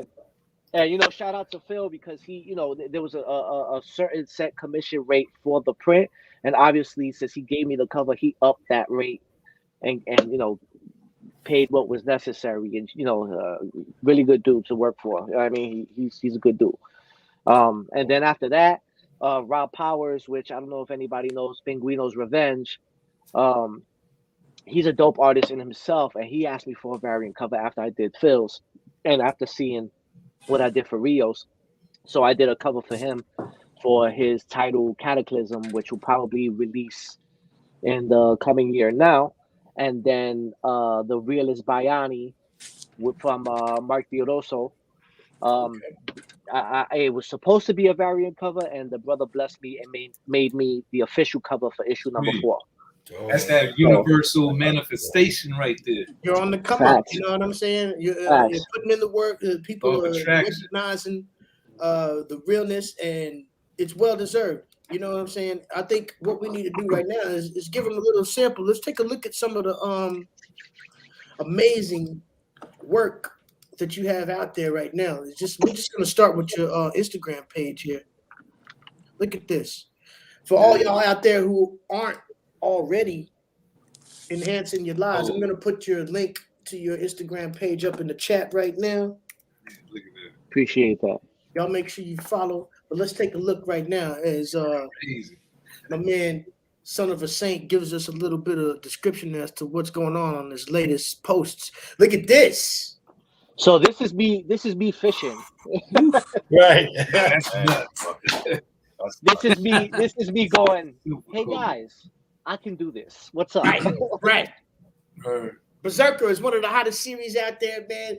Dope Keanu Reeves property. It's already option coming to live action in the future. And man, what an amazing, you've captured the vibe and the soul of that whole character so well right now. I like these type of titles. I love, like, I'm a huge Batman fan, right? And I love dark and gritty, and you know, I'm not much of a, well, we talking Batman, we're talking like Scott Snyder, you know, stuff like I don't really like the Frank Miller kind of Batman. Frank Miller, right? I like the dark stuff, the dark gritty, you know, mental fucks when it comes to storyline. You know what I mean? I love shit like that. So too. You could see kind of like the influences in my artwork with that kind of styling, and you know, obviously I love Todd McFarlane with, you know, his Spawn series and all that stuff. So I'm a huge fan of like dark and gritty and supernatural. Obviously, like if my name doesn't tell you, I'm into like supernatural cult style stuff too. So like incredible. Let's keep it moving. Look at this. There you go. There's all the covers there. Now this is a compilation of some work that you've been. Oh, that Chinese carton, son. Yeah, that's Red Guardian's trading card series. Shout out to that brother. He put together, I believe it's 45, maybe it hit 50 artists. Trading cards, like artist trading cards of artwork, but like they make artwork specifically for the trading card series. So you're not gonna get that anywhere else unless you cop those trading cards. So they asked for 3 cards for each of us. So I did a tarot card of basically me as a character, you know, Son of a Saint, and then the next one with that Chinese takeout carton is based off of the classic movie The Lost Boys. You know, where he's Michael's like, oh, they're only worms, Michael. And then the one next to that is my concept of what if Ghost Rider was in 14th century Japan. Beautiful. I was wondering who that character was. I knew it was Ghost Rider, but I didn't. Right. I had a buddy of mine who reads and writes Japanese. So on this chest, you see there's a you know, character that he wrote out for me, the writer, on in Japanese, and we put that on his chest. I have an inquisitive. I'm not supposed to say a question. Let me stop trying to act big worded. What program do you do your painting and brushes on? So what I do is I start by molding a base in ZBrush, just to get kind of like a wire structure of what I want to do, and then I import that into Photoshop, and then I just you know, digitally paint it. You know, so you know, I'm working on a Gauman PD 2200, which is, you know, the poor man's version of the Wacom, but like it works. Yeah. That's an interesting question. You know, so like so what kind of hardware is used now in today's digital painting? Because I know they got the digital brushes and things that they used to use with the board that you would connect to? I mean, it, is it now like you painting right on the screen, or how do you what's the hardware like? I'm painting directly onto the screen. That's So the I'm best using way. it's the best way. And shopping around for the tablets, those Wacom tablets, they could be expensive, and I need a nice big screen. Yeah, I need a nice big screen because, like, if you see my work, it's very detailed. Like, I need the big screen. I'm getting up there in age. I can't really squint that much. That's real though. I mean, in your form of creativity and the medium that you use, I would say that technology, and the advancements in technology play a big part in that. You know what I'm saying? And now, as far as like when you started doing this trade 15 years ago, and how it's changed technology-wise from then to now, how much of a difference and how much easier is it for you? And at the same time, how much more can you really truly be a creative artist instead of difference? So to better tell you, 15 years ago, it might have been Photoshop CS, or you started with this, right? That. No, not even. I started with a mouse. I was painting with a mouse. And if you think doing it by hand is a long process, try doing it with a mouse. Word. Not everybody can afford them pens and tablets back. You will want to kill yourself about an hour. You're gonna hate yourself. I hated it so much. And then back in the day, I was doing like illustrations of like old school traditional style illustrations. So like I would like actually sketch it out, do the inkings, do the coloring, scan it in, and then put it into, I don't even think it was Illustrator back then. I don't remember what it was called. Matter of fact, I didn't even use that. I was using FlexiSign, matter of fact, to vectorize everything. It's everything I had already sketched out and drawn out. Yep. And then and then obviously it evolves from there, and then 10 years ago, I still got it. I don't use it anymore, but I was using like this thing, which lets you like control like the colors and then like your color corrections and stuff like that. But I don't use it. Bro, that first came out, that was probably that's like an EQ for drawing and shit. It was. The shit got hieroglyphics on it. The equalizer. Yeah. But like I probably haven't used this thing in, I don't want to say 10 years, maybe 8 years, 7 years. I haven't used it at all. I got a question though, because you mentioned earlier that when you were going to try to get that cover, or you were just presenting that piece and then you were hoping to get the cover. He said, I'm not sure because you're a digital artist. What is that whole or what is that whole doubt process go? So, I don't know anything about that. So it's only some traditional artists, and typically I find that the traditional artists that don't like digital guys is because of lack of knowledge. My people suffer because of lack of knowledge. Okay. Right? So the problem there is they assume because I'm a digital artist, I'm just taking pictures, cutting, cropping, putting it together, and boom, I'm done. Right. You know what I mean? So you're an artist, not a designer. You're not laying out shit. You're designing. You're an actual artist. Right. It's not about layout. So like making it dope. A lot of times people, they have that misconception. Like I am a graphic designer too by trade, but I don't like the term because it's a misconception with that term. I feel you so much on that, man. Listen.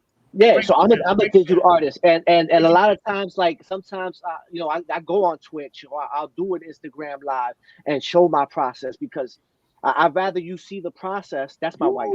Love that. That is fantastic. That hair is crazy. I could never do hair like that. Yo, that you would see on the hood of a lowrider, right? So the trick the fucking same tat, bro. Right here, bro. She doesn't have that tat, by the way. That's wishful thinking on my part. Lion. But the trick to hair is actually, it's not that bad. Like you do a base, right? So if she's dark brown hair, whatever, you do a very dark base, and then you do the streamings in the sides of it, the strands of it, and the next color up, right? And then you counter. How can I explain this? You do the counter contour of it in a lighter color, and then you keep working that until you get it to more or less this. And then obviously, you know, I use things like Gaussian blur to blur out like my line work that I've done on it and stuff like that. I got a video somewhere on what the process of the hair is somewhere. Do you make your own brushes, or do you just utilize the brushes that Nah. I don't know how to make brushes, but because of like friends I have, you know, they pass brushes along, or I'll find a brush that I kind of want to mess with, and you know, that piece was done for Skeletor. Set up toys. That's like the Bubba Fett. shit going on in here. Wait, So much shit going on in this shit right here. Yeah, that's it. Really, C wants that on his wall, like life size. So this was a commission for the homie Fed Up Toys. He's a dope toy maker. If you haven't seen it, you got to check him out. And his logo is a cross between Skeletor and Boba Fett. So they did they were doing like some raffle or whatever, and I threw myself into the raffle and said whoever wins, they get a free commission from me. And he wanted his logo kind of realized in real life. Love it.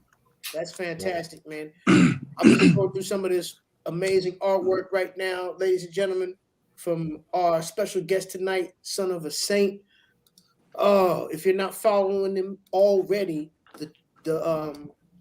I'm gonna put this link in the chat. But I gotta jump in real quick. Let's hear from Rios. What's good? Son of a Saint, my brother, the pleasure was all mine. Having you bless the second issue of Food Stamps. You know what I'm saying? Because I knew the story was dark. I don't know if you guys all read it yet. The story's like a little creepy. It's dark. And I was like, damn. And Son of Saint got his own signature style now. Like that. You see his work, you know it from far away. Right. So it was an honor for me to have you bless the cover. So I want to thank you. And everything that you're doing and everything that's coming to you is like, that's all on you. That's all blessings that you've created. You know what I'm saying? Like you said, that door opening and you just breaking through it. That's you, man. You know, so much respect to you, my brother. Man. And you know, I got mad love for you, but I'm just staying quiet so you do your thing. You know what I'm saying? Absolutely. Let the world see all the shit that you've been working on, all the beautiful stuff. Yeah. Listen, so guys, let's talk about that right quick though. The Rios Palante Saint, the Food Stamps Son of a Saint collaboration on issue number 2. Let's talk about that. Wait. Let's take a look at that. This joint right here. Let's take a look at that. See it, ready? This right here. Yeah. Come closer. Oh yeah. Oh wow, bro. Look at that. Yeah. That's what we're talking about right there. Oh yeah. So you guys know that Demonio's a kid that's being raised in an abandoned building inside the walls. And when me and Son of Sam were talking, he was like, "Yo, tell me a little bit about this character." And I was like, "All right, boom." I gave him all the real info. You know, and that's my joint there. Yes, sir. And he took it, man, and he ran with it. And I loved his enthusiasm. And he's professional as hell, like, you know, but at the same time down to earth, and like you could see, you know, he's who he is. And but at the same time, professional, knocks shit out right on time, fucking puts 125% into everything he does. So like when he was coming back to me, I was like, yo. Nah, just keep doing you, man. I ain't even got to tell you nothing. Just do you, and I know it's gonna be amazing. And it came out really dope. Yeah, I mean, you made it to be fair. Rios made it easy for me in the sense of he already had a vision of more or less what he wanted from me, right? He sent me over like these quick, I'm talking like quick 5-second sketches of this is what I had in mind, and you know, like at the end of the day, I may be an artist.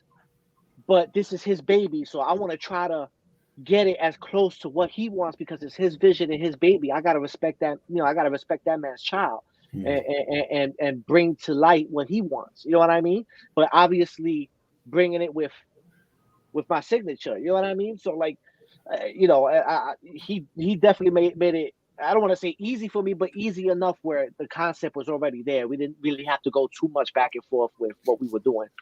And the thing is, when you're a comic book collector, you can tell like the skill set of a colorist, because nowadays so many things are digitally colored that you could definitely tell, like when someone has a basic skill and a very advanced skill. I'll show you, this is basic skill and you're advanced. So I'm saying that's basic skill. I colored that, but it was a rush job, you know. I appreciate that. And you know what, man, I wouldn't even think like that, Vic, because you know what the only difference between you and me is there's that you're one accident away from figuring it out.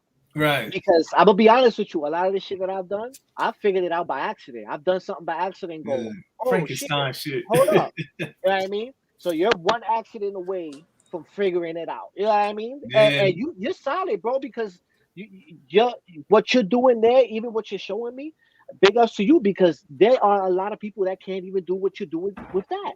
Don't ever sell yourself short, bro. Like you good. Like don't ever think that you. The only difference, beginner or whatever, that's bullshit, bro. Like the only difference there to me is style. You know, that's the only difference. Is like, oh, it's a caricature, bubbly. Yeah, but it's a style. It's a style. Everything's you know what I mean? different. You know that it's like my old professors used to tell me. There's no such thing as better or good or gooder, better or whatever. It's just different. Everything's different.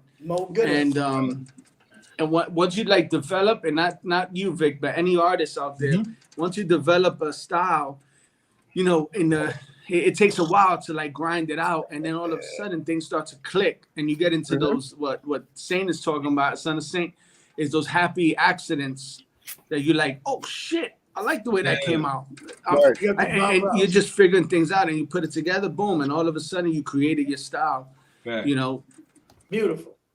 And if I could add on to what Rios is saying, so I one time got the pleasure to sit and talk and you know, develop a friendship with the late great Tommy Castillo. If no one knows who Tommy Castillo is, he drew Batman in the early 90s. You know, the Dark Wizard of Oz he's done. Like he passed away. Yeah. So you know, I always got to chop it up with him, and he got to mentor me a little bit. And the greatest thing he ever told me was, as an artist, you need to understand that if this is the life you choose, then what you're choosing is to be a student of art for the rest of your life.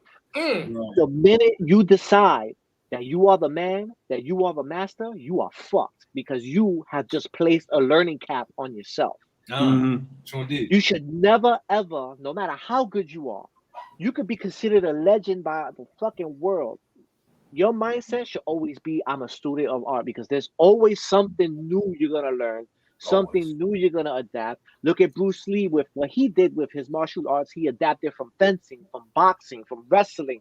And that's where you should be as an artist, that although whatever your medium is, I'm a digital artist, sometimes I do take ideas or concepts in the sense of techniques or visual aesthetics from sculpting, or maybe from photography, or maybe from you know, things like that certain things that pop to me that go, damn, what if I did this in a piece that I saw here? You know what I mean? How would that translate? So any artists out there, you gotta know, if you decide to do this for a living and you go hard, have the understanding that you are to be a student of this craft for the rest of your life. Always gonna learn something. Yeah. Well said. I mean, Harlem's a good example of that.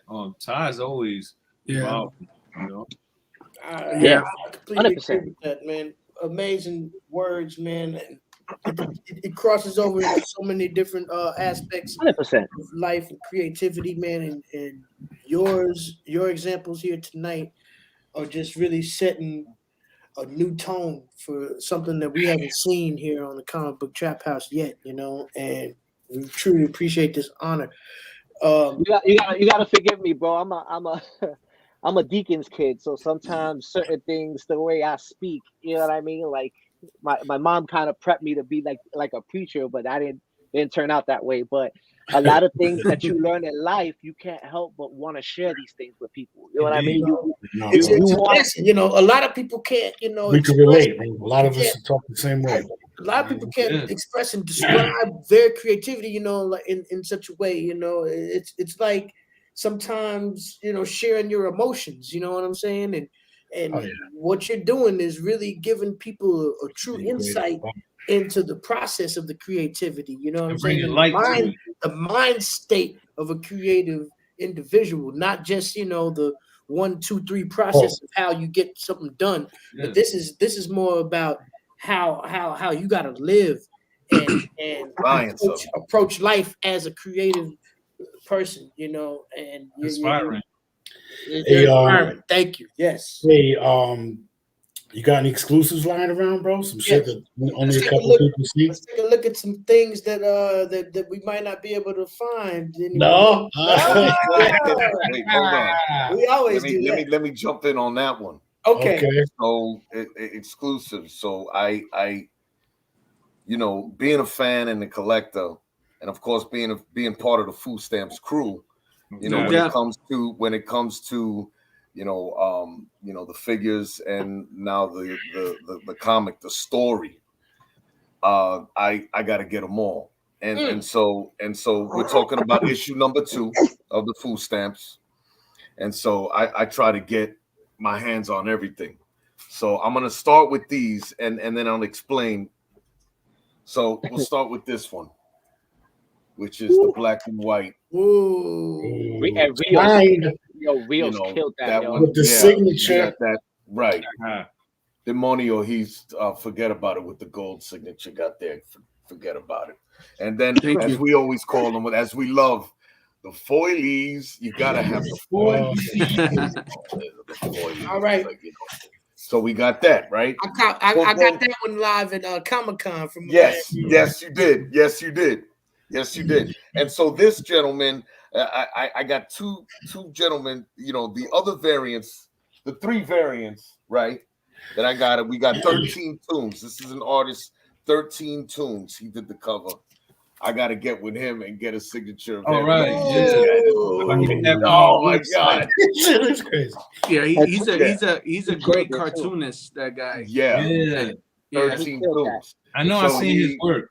It's if you're watching his 13 Tombs, I'm coming for you. I want to with the silver signatures though too. Yeah, so that's a character. That's actually a character in the book called Specs.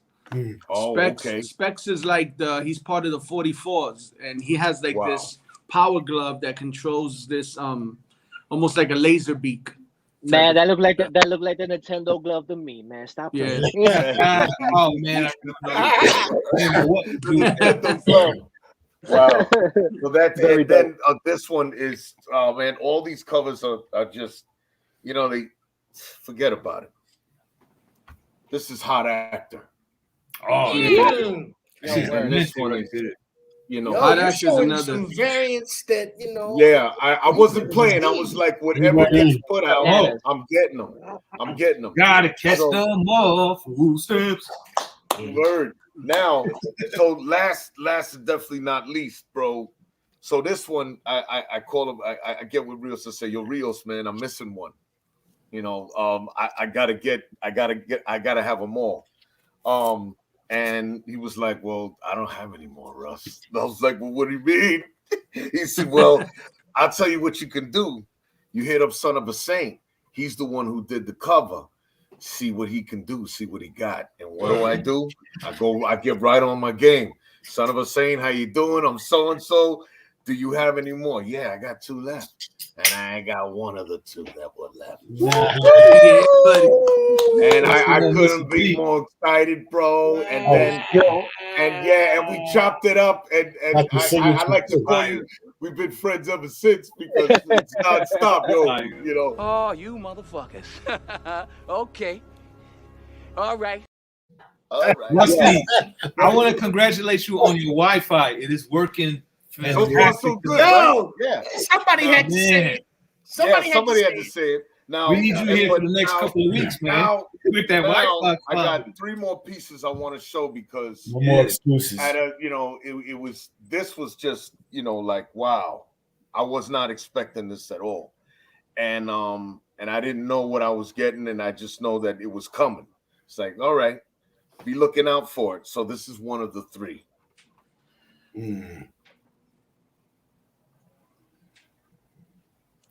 Oh shit! Look at that guy, bro. What is Nice. that? Oh. So that is Virgil from Devil May Cry versus. I knew it. Oh, I knew it. It was versus I guessed. Sephiroth from Oh Final Fantasy VII. man, bro. Dude. And that Look piece at is that, called bro. and that piece is called The Battle of the Katanas. The Battle of the Katanas. And of course, this will see a frame at Yes. very Put soon. that away. And Rusty, you literally got the last of all of that. And whatever, like I don't read, like I don't keep prints. I don't Bro, keep the prints fact and stuff that- like that. Once they go, they go. And let me tell you, man, you know, I am part of the Last Kind crew, so I'll take it. This is the last of its kind, bro. Last time. Yeah, Let me tell you something, man. That Sephiroth hair was pissing me off. Wow.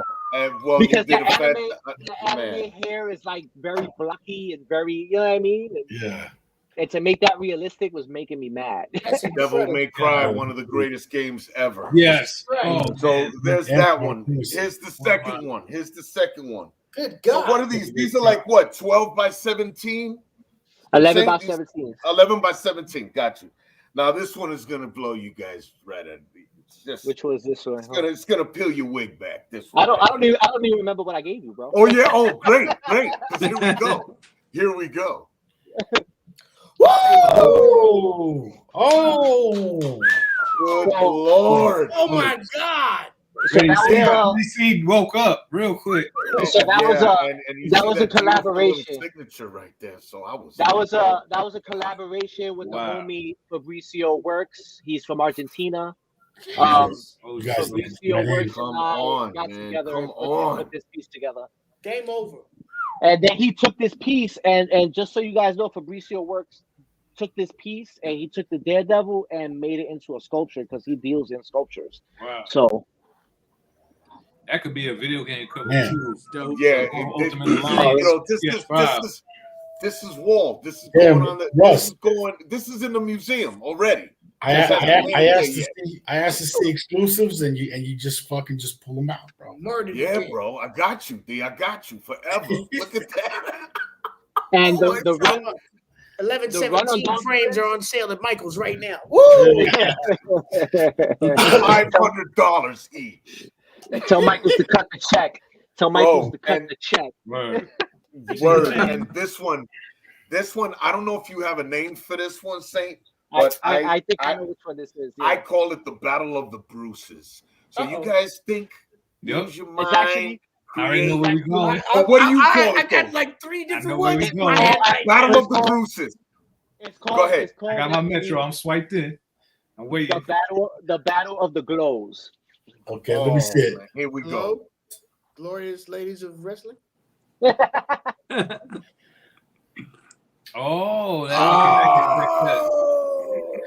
Oh, Bruce Leroy and Bruce Lee. Yeah, okay. Yo, I gotta get one of those, man.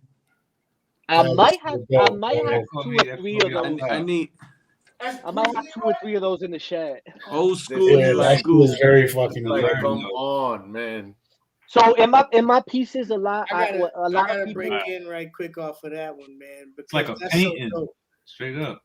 So a lot of what my followers know. Nice. Oh, yeah. Bruce Leroy. So I'm friends with Ty Mocker, and I actually made that piece for him. Nice. And the funny part is that a lot of my following they like what I do because I add a lot of Easter eggs that you got to look for inside of the pieces. Right. Mm-hmm. Because I like to do the details, but I also like that kind of Easter egg hunt where you're trying to find certain things. It's like a puzzle. It's like, shit. So, like in that piece specifically, I have the movie poster for The Last Dragon, and then the movie poster for Enter the Dragon, and then the actual sign in the middle actually says something, which you guys go figure that out. Right. Let me ask you, how many hours from start to finish would a piece like that take? When I first started developing this style, it would take me, and I'm a guy I can't like work, stop, and then come back to it later. Like I can't. Like I get tunnel vision. I have to sit. That's probably why my back is so fucked up now. But when I first like was trying to come into my style, it would go anywhere from 18 to 20 hours in one sitting. That sounds reasonable. That really does. And that's not even, we're not even talking about color grading and all that other stuff after you're done. You know what I mean? To blend things in. Just to get that structure going, maybe 18, 20 hours when I first started.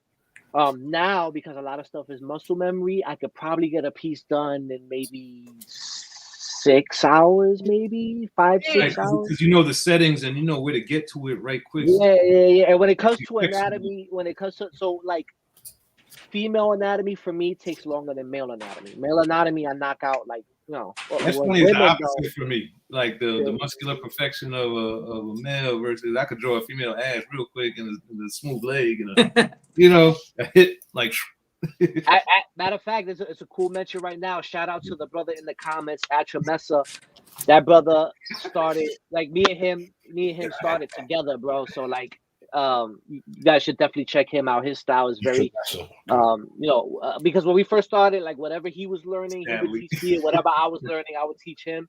And then we got to a certain point where we split in styles because now we learned whatever we were going to learn from each other, and now it was time to develop our style. Right. And he's got a dope anime style too. That like it's gotten him like cons out in Korea. Like he's doing well for himself. He's out with C2 right now. So shouts out to that brother, man. Yeah, definitely need him on the show. Joining us in the chat. Everybody, While you're here, I just want to show you make my. sure you hit that thumbs up button. Make sure you hit that subscribe button if you haven't done that already, because that helps us out on the show.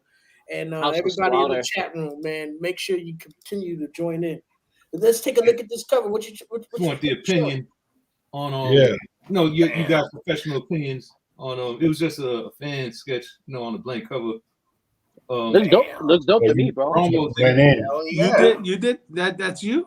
Yeah, bro. That shit was dope. So on the variant. That's fucking beautiful, man. That's great. That's great work. Is that's pen? That's pen in the back.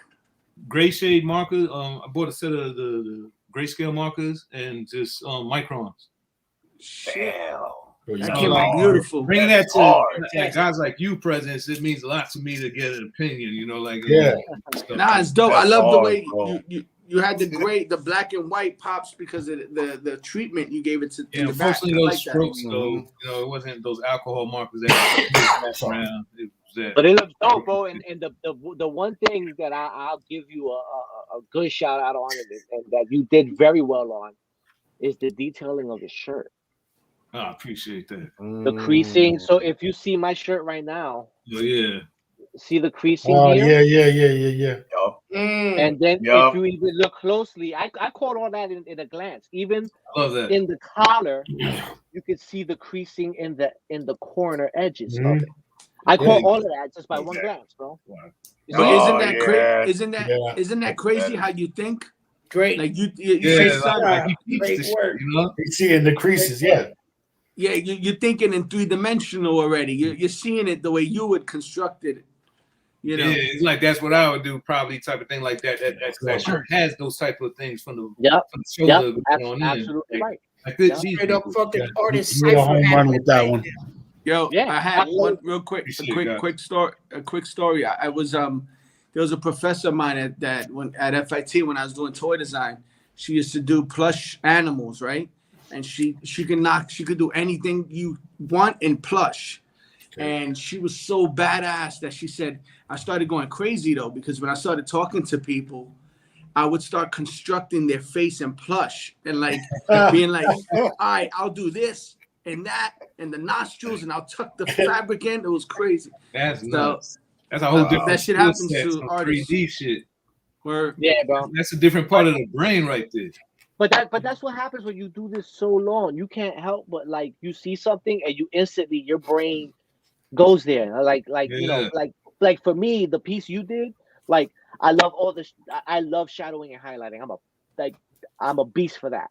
Right. And then to see that extra detail because I know me personally, I need to do those little details. You may not see it, but I'm gonna see it, and if I don't do it, it's gonna bother me.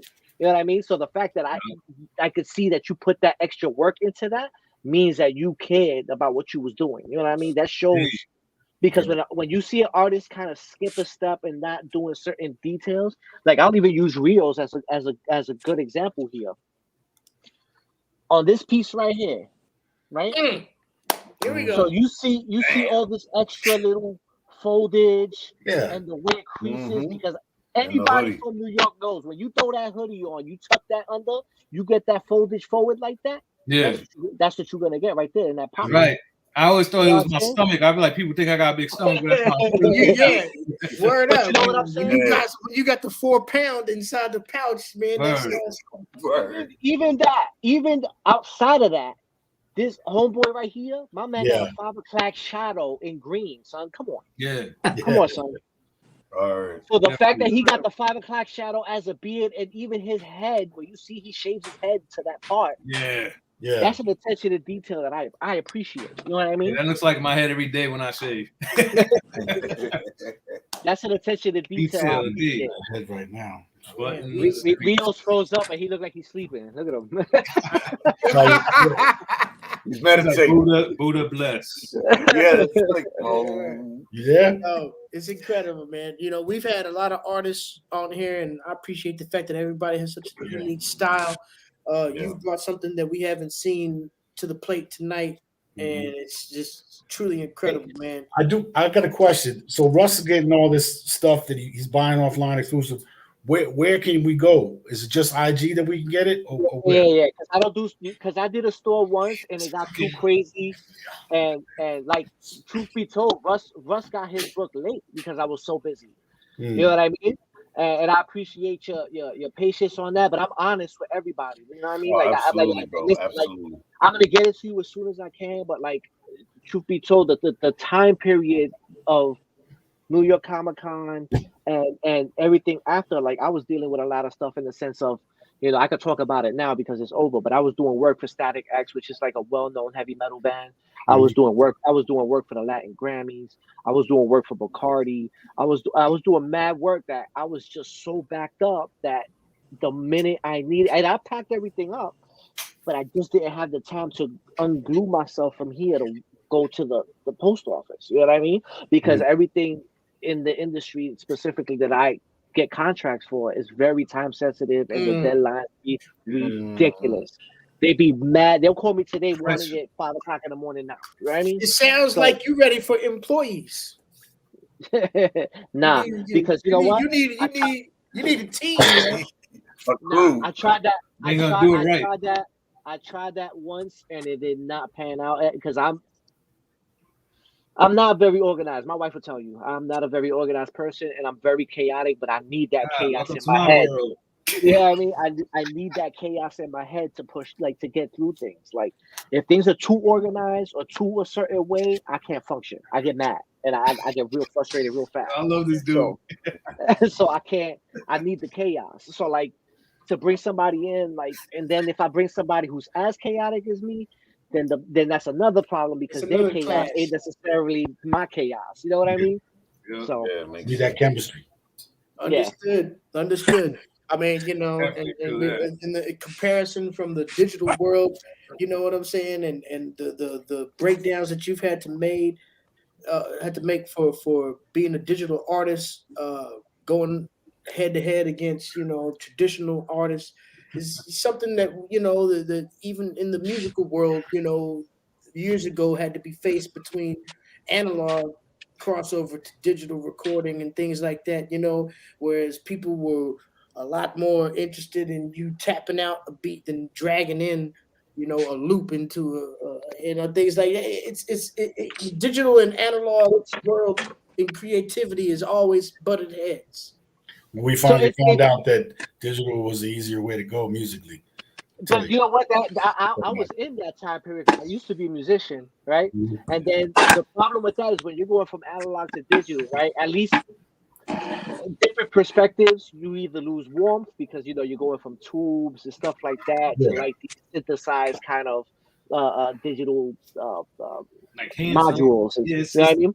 Yes. And then what happens is that, you know, the oversaturation of the network, right? Of the market.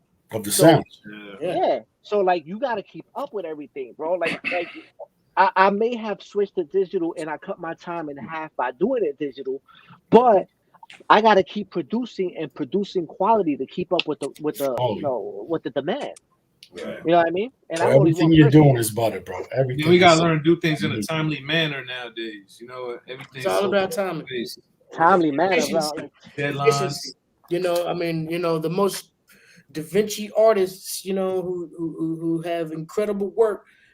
That's just not as acceptable as somebody who can churn out the work in a more economical fashion. You know what I'm saying? I've seen it. And the I've quality. seen these people, you know, who the type of artists that they're absorbing out there. It's about churning out work versus detailed intricacy. You know what I'm saying? Yeah, but I see a lot of detailed intricacy in those shits that exactly Rush showed. The people who conquered the fucking stage. How long did it take talents. you to do one of those pieces? Which piece specifically? Let's just say the one with Devil May Cry and the So you said it took a while because of the hair. Yeah, he said like 18 to 20 hours. Well, that's what I first started. By the time I got to that place, because I did a series during COVID. To keep myself busy, I did a series called When Worlds Collide. Mm-hmm. And what I did was I let the fans pick random characters from any universe. I didn't care if it was comic books, pop culture. I didn't care what it was, right? And then we did a live drawing where we got the little wheel to randomly pick names, right? So the first two names I picked, those two are going head to head in a battle, and I would draw out the action sequence. That's fire. And then to add to that, I had my boy Rafael Tavares Jr. write a backstory to say why those two met up, the way they met up, and what happened during that battle. Right? Is that the kid that was from? You said from Argentina or no? No, it's a whole different other kid. Okay. So it was good because it got me going and it kept me interacting with my fans. But I learned a valuable lesson during that time that although I can pump out stuff fast, it's not always good to pump out that fast because it will affect your quality. You know what I mean? It instead of pumping out work to post and always posting it, you got to take a minute and sit, make something good, and then post it. Because if you there's some pieces on there that I've redone because I've done it so fast that it looked like shit. Right. At least to me, it looked like trash. And I've gone back and redone them, and they look way better now than when I first did it because I was trying to pump it out. Oh, my man went old school, son. That's the difference. Damn. That's the difference. You know what I'm saying? I think we pee second to Drink Champs. We pee the most on this show. Oh my God! This shit is red bootleg. You got man bootleg though. It's got me thirsty. Cold. It's cold with that label. Cold with blue. Cold with blue. He got the classic. Man, got the that's what y'all do to me, man. Y'all take me back. I ain't mad at that. Yo, I want to know what's your just before we wrap anything up. How's 2022 looking?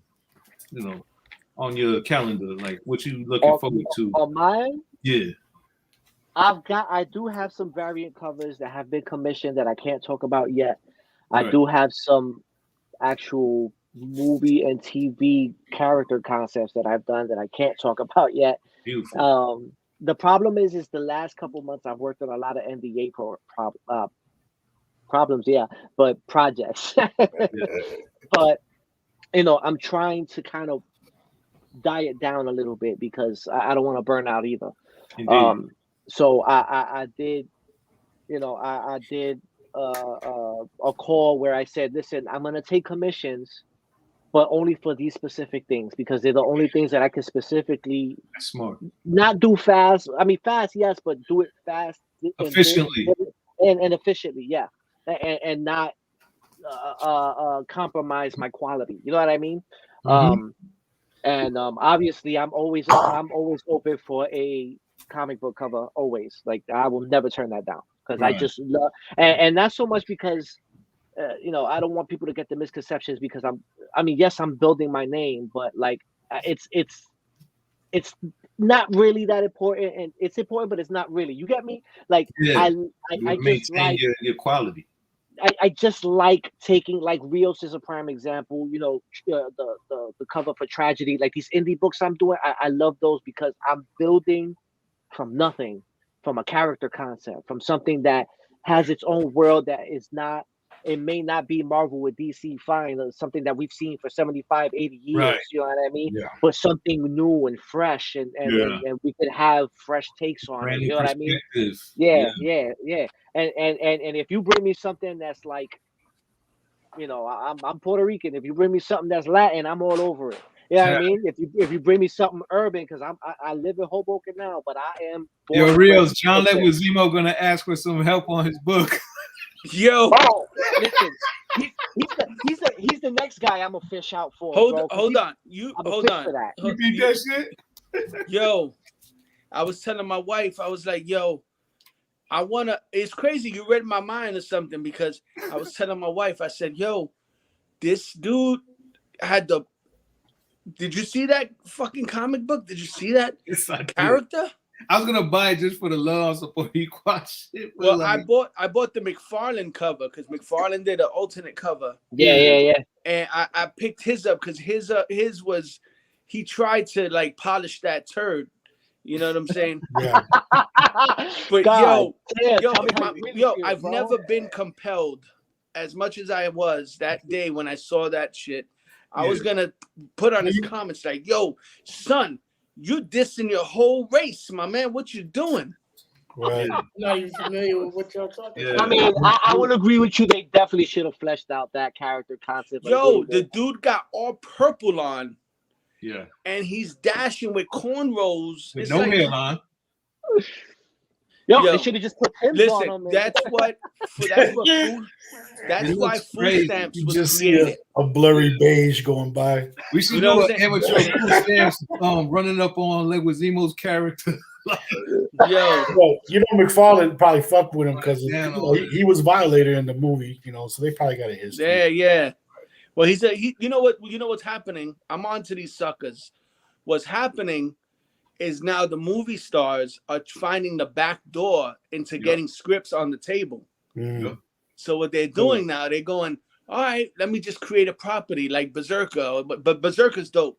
Right. But the other stuff, all these artists, they ran out of Hollywood guys, and now they're trying to enter the art realm, Damn, son, you know what? You just reminded me. Yo, ready? Can you go to my Instagram real quick? Let's go There back. is a character that I did for Theo Rios. You know Theo Torres. Mm-hmm. Give me a second. His character concept, if they turn that into a comic book, I did a character concept for him. If they turn that into a comic book, I would be all over it. Because it touches the Taino warrior, right? Yeah. The OG. It says something like OG. Go down. That's that ancestry. Right there, right to the left of the Batman. I see it. That one. Yep. This is based on a Taino warrior. Yep.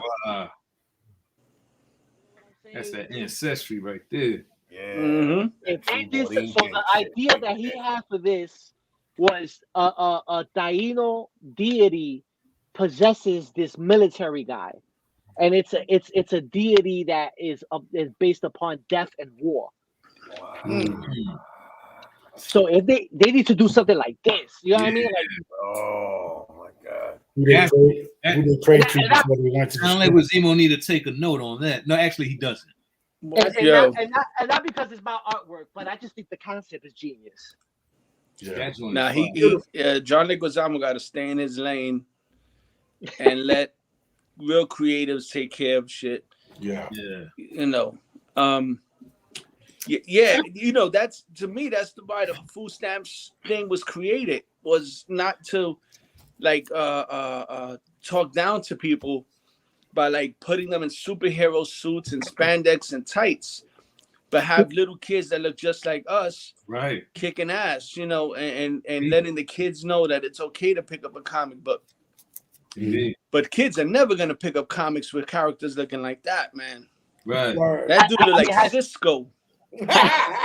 I feel like once food stamps will hit it like a spectrum in a scope where it's gonna be so home, like just like the way the Boondocks was, that everyone will be so hip to it that there will be a lot more readers, young readers. Yeah. And I mean, you already starting that, right? It's in Forbidden Planet right now, no? Yeah, it's in Forbidden Planet. That's definitely something I wanted to point out, man. Shouts out and congratulations to Rios for food stamps getting its placement in Forbidden Planet. Oh, thank you. You know what I'm That's saying? right. You know what was dope big about dog that? shop here in New York. Now, a question I had is: are they putting that in the flagship store in London too? No, not in London. I mean, I can talk to get that down here. Yo, but the cool thing about that was, I spoke to the guy who gets the books in the shelf, and I'll just be happy to be on the independent shelf. He was like, yo, you onto something, man. I'm gonna put this on the main shelf. And I'm gonna put it there right on Wednesday. Word. They sold out. I just re-upped on them. Wow. I just gave them some more. It's coming. Yeah, so they were like, it's coming. They were like, the dude believes in me, and so I'm riding with him. I'm like, shit, hell yeah. So yeah, they're in some shops in Florida, California, Newark, of course, New York. So throw them the variants. we just put up the food stamps link right there in the chat room for anybody who wants to go ahead and get your food stamps on. That's a family of the show. Hey, let me tell you. Here. And make sure you head on over and get your $1 up. Oh, food stamps. Can't wait for that. Foodstamps.goodcartel.com. That one I need in my life. And not because the brother's here, bro, but that food stamp story is very well written, bro. Not because he's here, because if it sucked, I wouldn't even mention it. But it's well written, man. Like I read the first one, I read the second one. The way the story moves and dips in and out, it's well written. It's well written. Thank you, brother. Word up, man. Shit, I'm not like a writer per se, but my teacher told me write what you know, and like I know all about kids struggling from the hood, and I know about pregnant girls and all that shit. So. No comment on that. That's not how we do. We appreciate it all, man. Rusty Pay on it too. Rusty has a That's few. What's up. We here for y'all. We here for everyone. We man, do this. Yo, Saint, man, it's a complete honor. Please let the people know all the different ways that we can get in touch with you to purchase the artwork, to view the artwork. Give us a little information how our fans and listeners can get in touch with you. Absolutely. So my main account that I'm consistently active on is the one that's on my tagline there on the IG, _son of a saint. You can also catch me on Twitter, Facebook, Twitch. I'm on TikTok now. Any inquiries, I would suggest you hit me up on Instagram DMs because I'll see that faster than the other ones. So thank you so much, fellas, for having me. It's been an absolute honor, a privilege. And say real quick, brother, real quick. This right here, the son of a saint, I was reading on your IG. Did you put out an art book? It's almost done. It's almost done. Great. That's the cover. Yes. That's the cover. Okay. We're looking forward to all that future work, man. We do a segment here on the show called Cover Combat, and we need you guys, man. If you got a little time, would you like to stick around and be one of our impartial judges tonight on our segment? Oh, I would love to, but I gotta spend some time with the wife. I haven't really sat with her, so that is completely understood. We are getting ready to make this happen. We gotta pound into this right now. Saint, Thank you so much, fellas. Honored to Salute. have had you tonight, man. You are now officially a brother of the show. Whenever you got an update for us, please keep us Please well come Thank informed. you so much, man. Thank you Please so much. stay I in touch appreciate with us all so y'all, that we man. can let our people know, man. And Peace, guys. Peace. we look Peace, forward to buddy. the future, man. And we thank you for coming on tonight. Thanks for coming man. through, brother. I'll be talking to you. You know that. That's for sure. Yes, sir. Yes, sir. Rios. Salute. Peace. Papa, always a pleasure to see you, brother. Yes, sir. Yeah, I'm staying on for All right, cover gentlemen. combat. Got to. That's Rusty, right. what's going on? Are I'm you out, staying for I'm cover here. combat? All right, peace, brother. All right, Saint. I'm here. All right. Y'all All know right. how we do, man. What an incredible guest. But Oh, right yeah. now, all the games are done being played. There's no And friend. the knives are coming out. Yeah.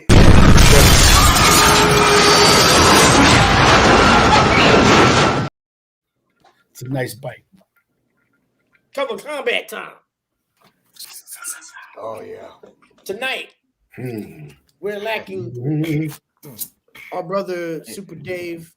He's out handling his business, but we've got Ready C, D Strong, Vic Vega on deck, and two impartial judges tonight in Rios Palante and Rusty Metal, who have come back to completely place judgment on all of our souls with no remorse. And before we begin, you know how we always do. We always mix up the order. I'm just going to keep it right here on the top because we are the contestants of tonight. Vic Vega was in the first place last night, and I think it's only right that we give the stop honor to Rusty Metal. You tell us where to stop the shuffle, Close your eyes, bro. There you go. and we will make this tonight's order. It never works in real time. 3, 2, 1, stop. See, I told you it never works in real time. Yeah, it missed a little, but it's all good. Vic Vega falls in the first place again this week. Come It's a on, good Vic, slot. set it off, baby. He's lucky, man. Well, I don't know why he's so Set disappointed. it off, I Vic. like seeing what y'all got and then be like, oh, I'm gonna fuck that Good up. slot, right? You know what I No, mean? set it off. It's like bro. battle Set rap. it You off. want to be Get the bloody. one, the second in the round. Yeah, you don't want to be the Get first. bloody with it. Come man. on, spaghetti.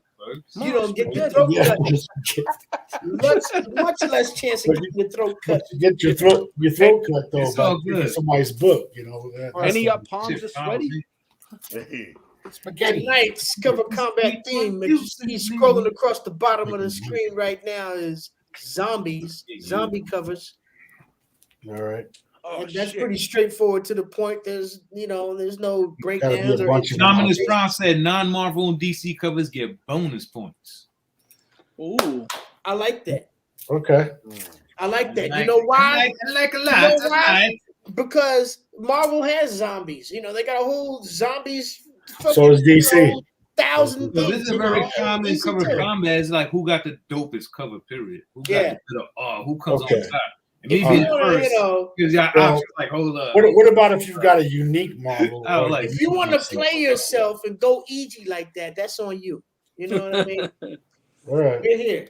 let's go. We're here. I got this comic called Flocka from Florida. We Bath got to salt. do it. Tonight, it's only going to be Great 3 rounds of cover combat.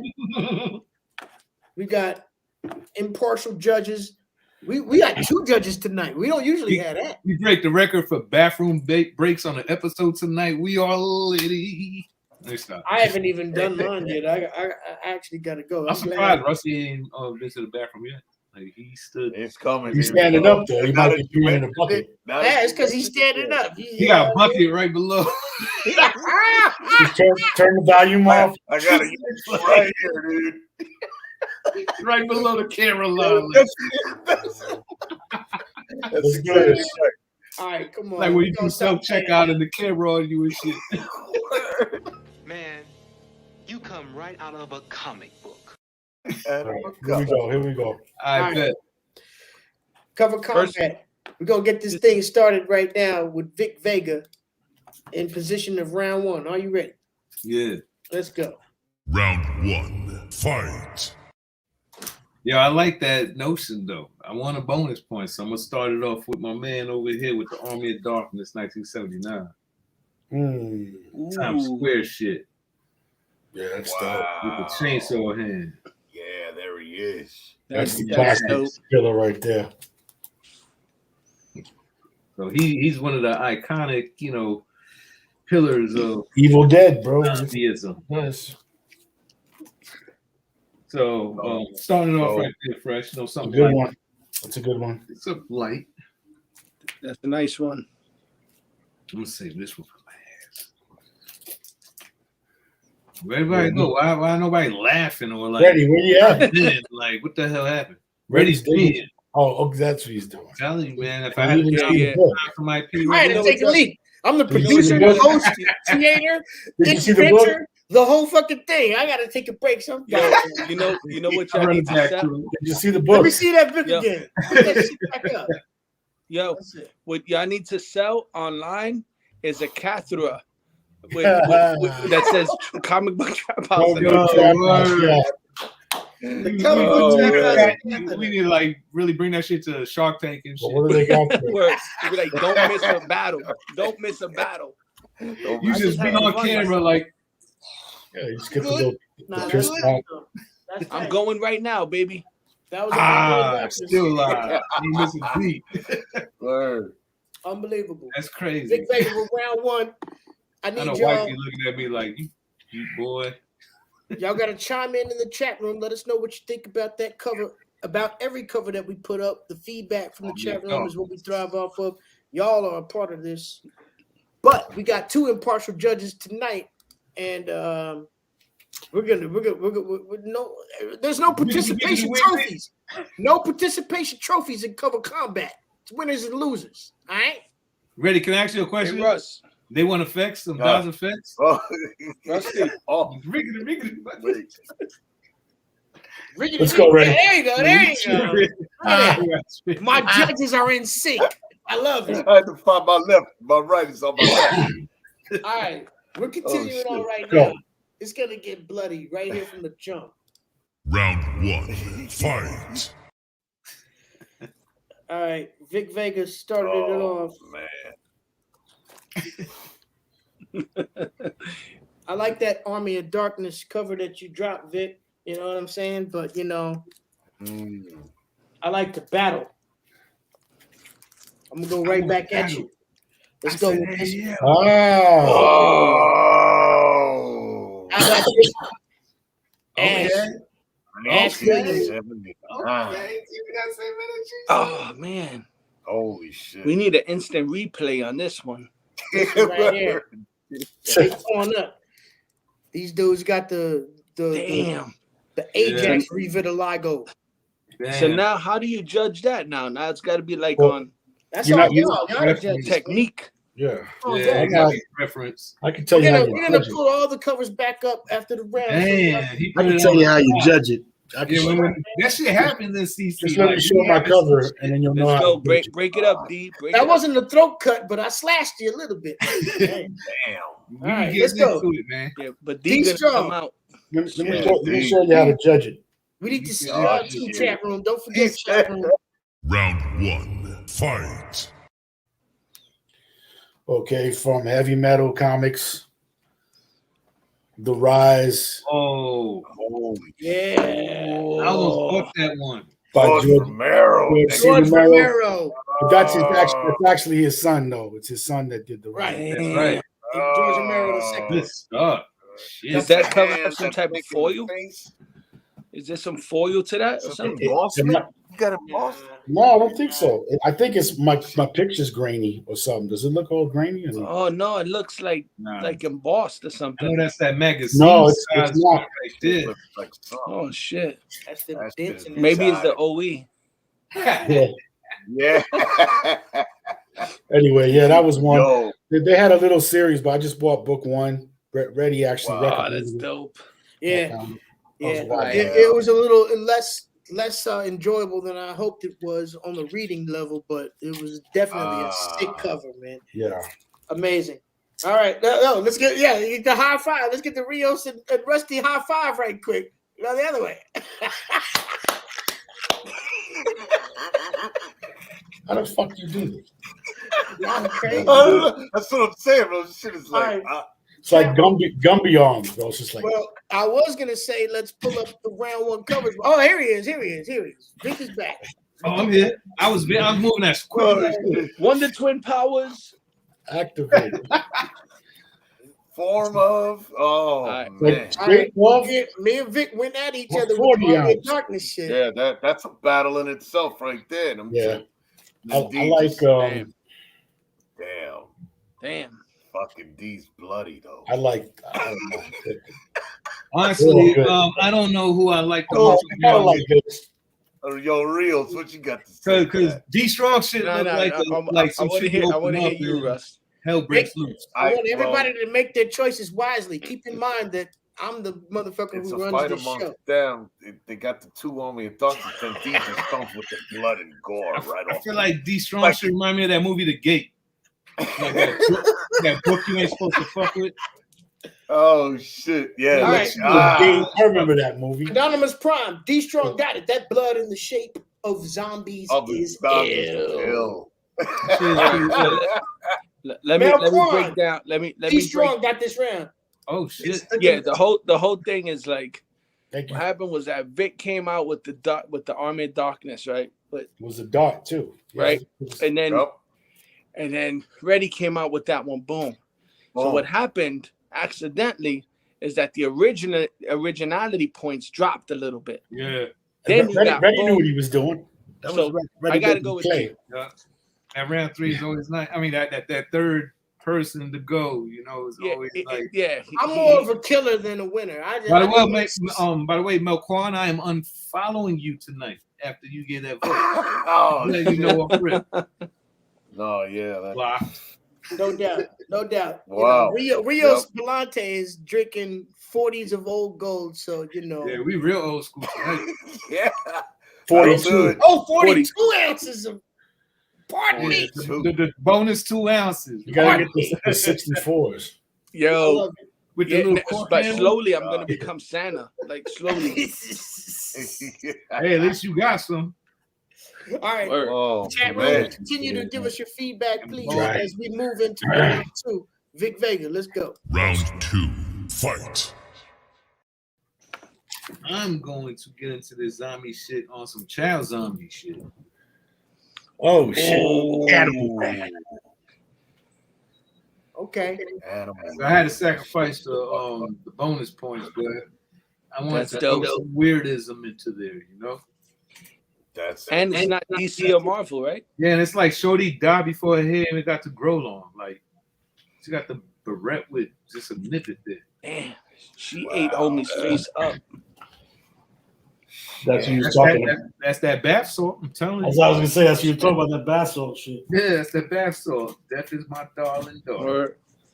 Wow. Chat room, chime in. Let us know what you think about that right there. My shit about to die, bro. Hold on. That was a very off the wall cover, Vic Vega. Oh, yeah. I gotta say, I love when Rusty and Rios is on the show because it gets crazy. Like, you know what? I'm gonna let y'all know right now, man. Dave is gonna be on his job for a while, so we need y'all to come back every week. If y'all, man. If it wasn't for Russ, I wouldn't have even met you guys. So, and me and Russ met in such an interesting way. But I got mad love for Rusty. Always. Likewise, brother. My brother. Absolutely. Family comes from all places, man. Well, y'all all my brothers. That's my old hood right now. I ain't gonna say the name. We on YouTube, but those blocks. Y'all family. I don't take this time out for nobody. Man, that shit. We love you, brother. Real, I love y'all, bro. Right. Love y'all. And it's not that. Much love. It's family shit. Nah, oh yeah. I gotta find me some champagne or something. I'm gonna bring some champagne on the show. Is it on me? There you go. It's on you, ready? Round 2, fight. All right, it's zombies tonight. Zombies, boy. I feel like I'm going easy on y'all, man. Let's do it like this. Independent. Road of Oh the shit! Dead. Turn to the side a little bit. Let me take this shit out the fucking. Yeah, because there's some shit going on in that cover right there. Let's do it like this. There you go, raw dog. House. Is that a train? Yeah. He ran a train. Oh, is it running over everybody? Yeah, little kid zombie. Yeah, little kid zombie. Now you got one zombie pasted to the front of the brig. You got another Heads one coming going off. up over on the side. Man, that's I say that's pretty impressive. You got a little kid just hanging out. Yeah, little kid zombie. He's about to get ran over in 2 seconds. Right now. His mom is already decapitated right here. The thing of being a zombie is like if you don't get decapitated, you still alive. Like that's his pops with the Pendleton and the Yeah, Reddy want to win. You see that round? He's throwing. He's saying everything. Yo, check this point out. Very dope. Not all zombies are fucked up. You know, you still got some with a little booty too, right there. It doesn't roll. Yo, look. That's the road nice of the and dead. bloody, bro. The road of the dead. Road of the dead. Chat room, holla at very us. dope. Very, very dope. Independent. Who was that who said extra points for Independence today? Anonymous Prime. That was big. That vibe going. Be strong. Are you ready for round 2? Yep. Round 2. Fight. But it's not an independent. But I will say this. It is before Marvel was doing a lot of zombie shit, so it's old. But Silver Surfer and Marvel battling an army of dead. Oh, damn! They got work to do. That was unexpected. Gang of them motherfuckers. Yeah, Down Among the Dead was the name of that. That's a dope. But there's a key on this too. Actually, it has nothing to do with the cover, but this is the first appearance of the aggro Silver Surfer. There was a part in his story where he got kind of taken over by just like not giving a fuck anymore and ready to slaughter. As you can see, dope. That's dope. That is crazy. Anyway, Fantastic. Russ. Round two. Let's hear from our impartial judges. What do you think? Rusty. Yeah, man, ready, bro. Wonder Twin. Here, let me get my activate. Oh man, ready got the gore, bro. He's got the gore. Yeah, and we're talking zombies. He's got the gore. Yeah. He's got the beginning of what Reddy's shit is looking like already. You know what I mean? You got Silver Surfer. He doesn't need any weapons, but he's got cosmic powers and a sword, and then Captain Marvel too. And you already know what's going to happen to those fucks behind him. And then Vix with the kids, with the child. The child zombie is always fantastic. Let's pull him up. Did we pull him up yet? Let's pull him up. Yeah, let's pull him up. Yo, Rios, what's good? I already got the gore, bro. So child zombies are always psychologically fucking me up. That's like disgusting and dangerous, thinking that your kid is gonna bite a nut off. Child? Yeah. Hey, little Timmy is a zombie right here too. Little Timmy. Thank you for hating on me, but loving. And then Reddy got that stupid gore, fucking death everywhere. and D got the like. You know what? These guys they're not worried about nothing, bro. Back to back, but I'm gonna judge it on blood. Yeah. I'm gonna judge it on blood and gore, and go with my man Reddy. Yeah, because blood and gore. God damn. Reddy got the child in there too. Anonymous when we're ready as well. Mel Kwan gives it to Vic Vega, unfortunately. Yeah, that Anonymous Prime, the most wise person in the chat room, gives it to Vic. Wow. Dope shit. Actually, man. Anonymous said Vic got the silver medal and Reddy see obviously bronze. What's that? Oh yeah. Oh, okay. He's the wisest one. You right? Nah, Anonymous. We're gonna go with the most recent Anonymous comment that says "Ready C cover is it." We gotta read them chat rules. You gotta read those chat rules. That was back then. Obviously, That was a back in the day comment. All right. Good round. We're not done yet. We still got another round left. Don't forget, Cover Combat was born in the chat rooms of Comic Book Trap House. All right. Dragon Ball Talk. Shouts out to Dragon Ball Talk, the person who originally gave us the idea, and we just turned it into a segment. Every week, crazy with it. We thrive off of y'all's feedback. If you got some ideas for future themes for Cover Combat, put that in the chat room. Take that into consideration. We got so many ideas, man. So many ideas. It's fun. It's fun. Build your own comic book, Trap House, Cover Combat box for our themes. You know, it's worth it. Cool. Amazing. I'm going to do it. All right. We got one more round to go. Luckily, tonight, we're absent. The Cover Combat Ninja, Super Dave. Oh, yeah. You know what I'm saying? He just kills us.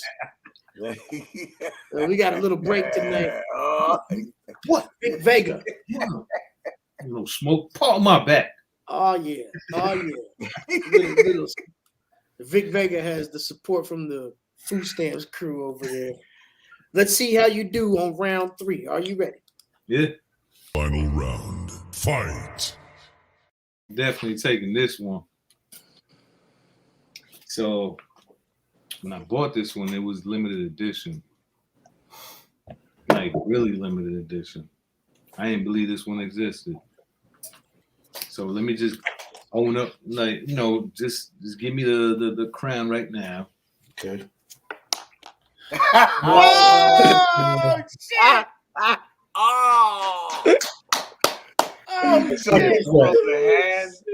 His own hand. Ready to see the zombie. Wait a Thank minute. you, everybody, for watching the Comic Book Trap House. Tune in, subscribe, like, share. We'll see you next week. That's it. Zombie C. We win. Zombie C. Oh, shit. What does your shirt say? Yeah. Comic Book Comic Trap. Book Oh, my Trap. God. Oh, man. That's it. Oh, shit. All right, let's not bullshit.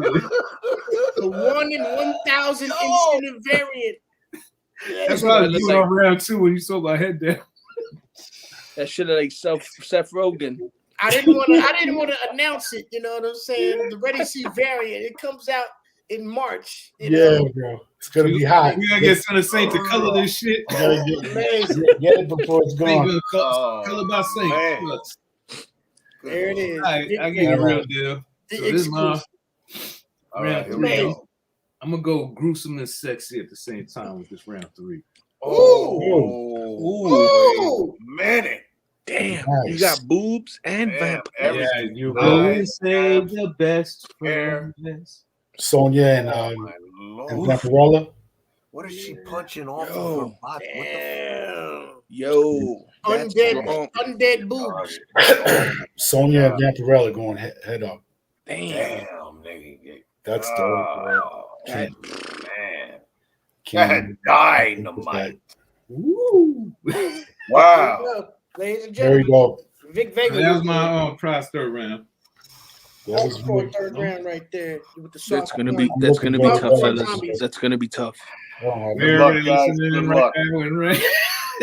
How do narrators do it on the NBA game? They were like, "And it didn't look like it was on the first base." It looks like it's gonna be a tough one. that's the zombie glow girls and shit like that. Indeed. Let's watch Ready come out of this one. yeah.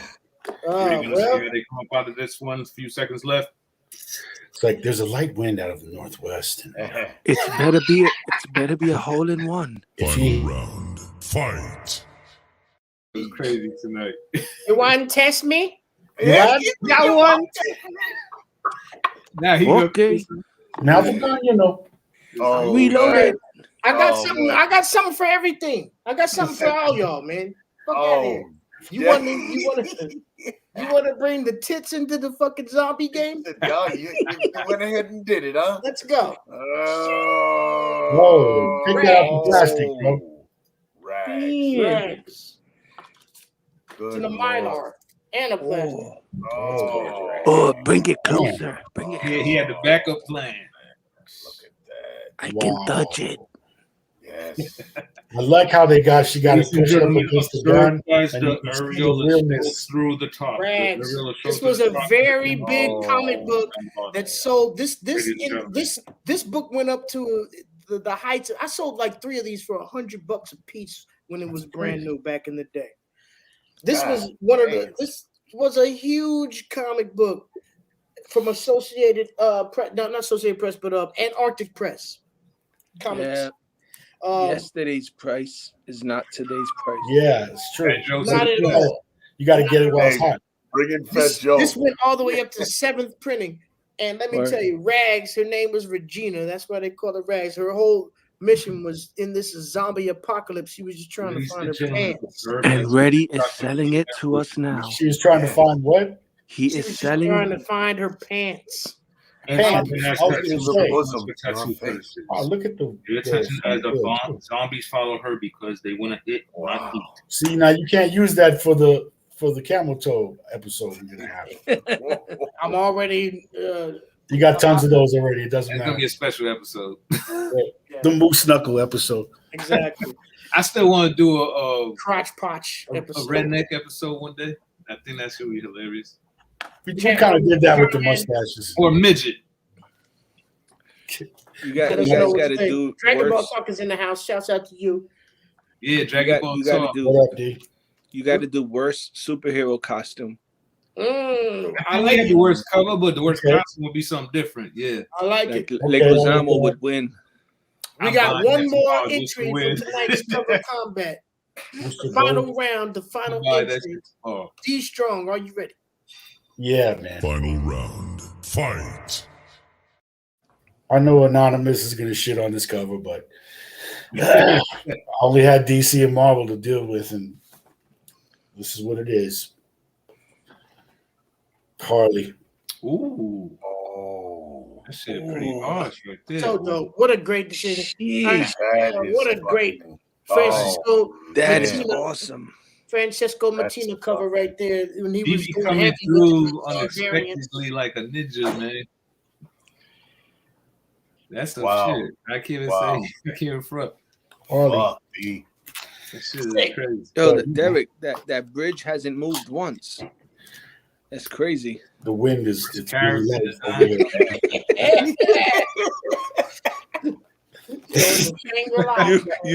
you've got phenomenal balance. That shit is in a storm shelter. Pull up those ramp covers. Yo, in a bunker. Hey, you know what? You know what's crazy? I'm actually standing on one leg right now too. So let's get those round 3 covers up. Put that cover up, D. Put your cover up. Let's see. Come on. He said, "Do it." Come on. Hey, what's up, Russ? Just do it. I ain't gonna lie. I love this round, and I would give my vote personally to Vic Vega. I ain't gonna. What a great cover! Crazy. What a great cover!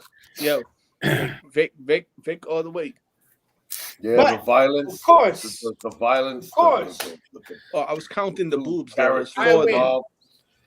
that one there, right there, that does it right there. That one's Zombie Ready Seat. Come on. I'll be damned. That is just, oh man. He got the patches of meat missing. Now, what am I? Yeah, you got to explain my wounds, man. All right, you must have got bit a few times and then you turned. This is what I envision. Like you're dead, but in your life you was scratching turntables. But since you're dead, you still thinking there's turntables. So you just like. Oh man. Ain't no turntables. It's like where your brain left off. He's walking around everywhere, trying to be juggling shit. No one's ever done a DJ Zombie before. He don't want brains. He want a remix. Yo, that gotta be a movie. Yeah, bro. That's DJ Zombie, man. I'll come in and I'll fucking whack DJs. I kill whack DJs in the club. And I fucking records in your brains. That'd be interesting. A nice limited run. Oh, that's it. We're going into production this weekend. Zombie DJ is the name of the movie. We might have to make that shit for real. Yeah. All right, you know how we always do on Cover Combat. We have wild cards just in case. I don't have any this time. Vic Vega, you got some? Yeah, man. Let's see. Cross promoting. There you go. By the way, Vega Rose Goods is the best. Oh, thank you. We had to put the store on timeout. It got so hectic this past week. Nah, I got to get some soap. Oh yeah, all you gotta do is DM us. Oh. And you know we're gonna take care of you extra. All right, so these are my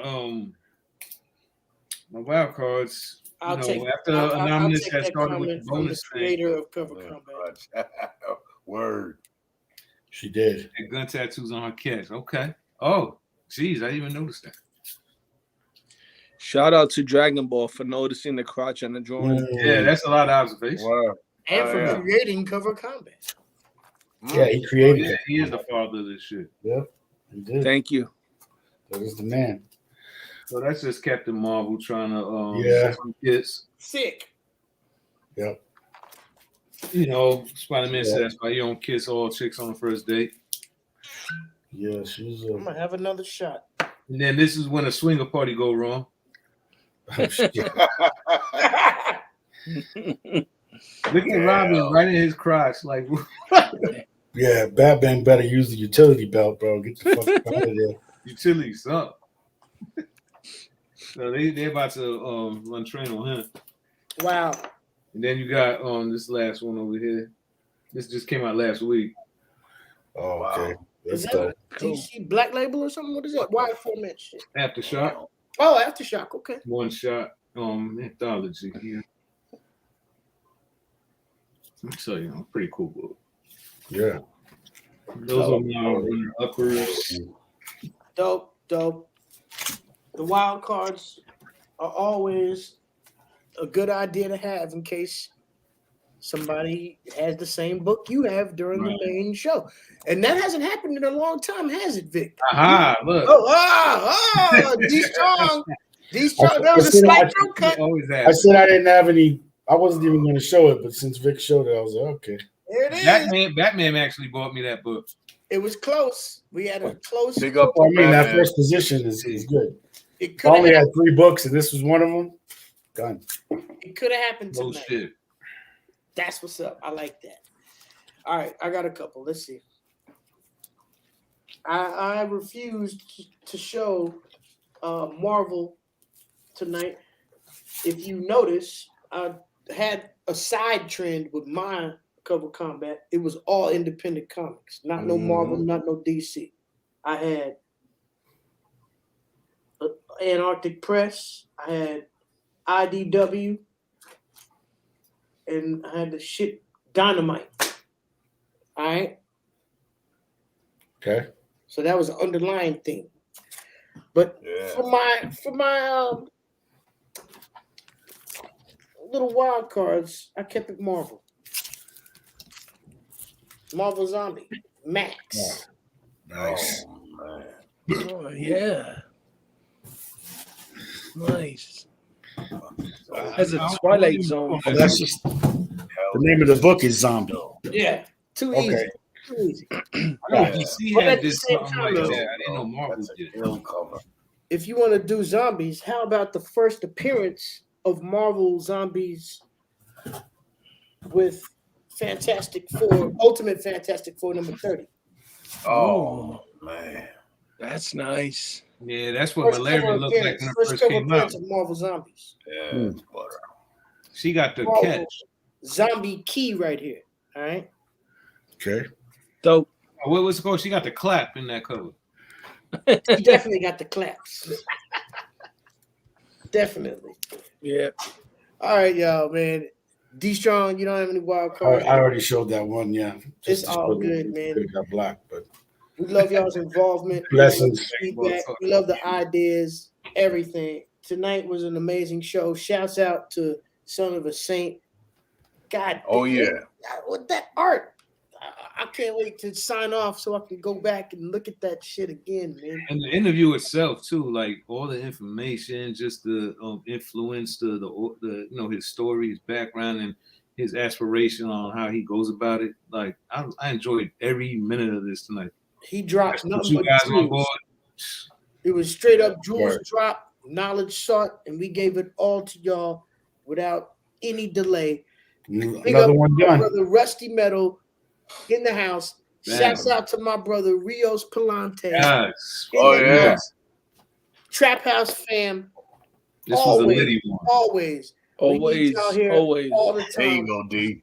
We'll be back next week. We love everybody in the chat room. Please, if you haven't done it yet, hit the thumbs up button. All it takes is a simple drag of your mouse over to the button and a click. It helps us out.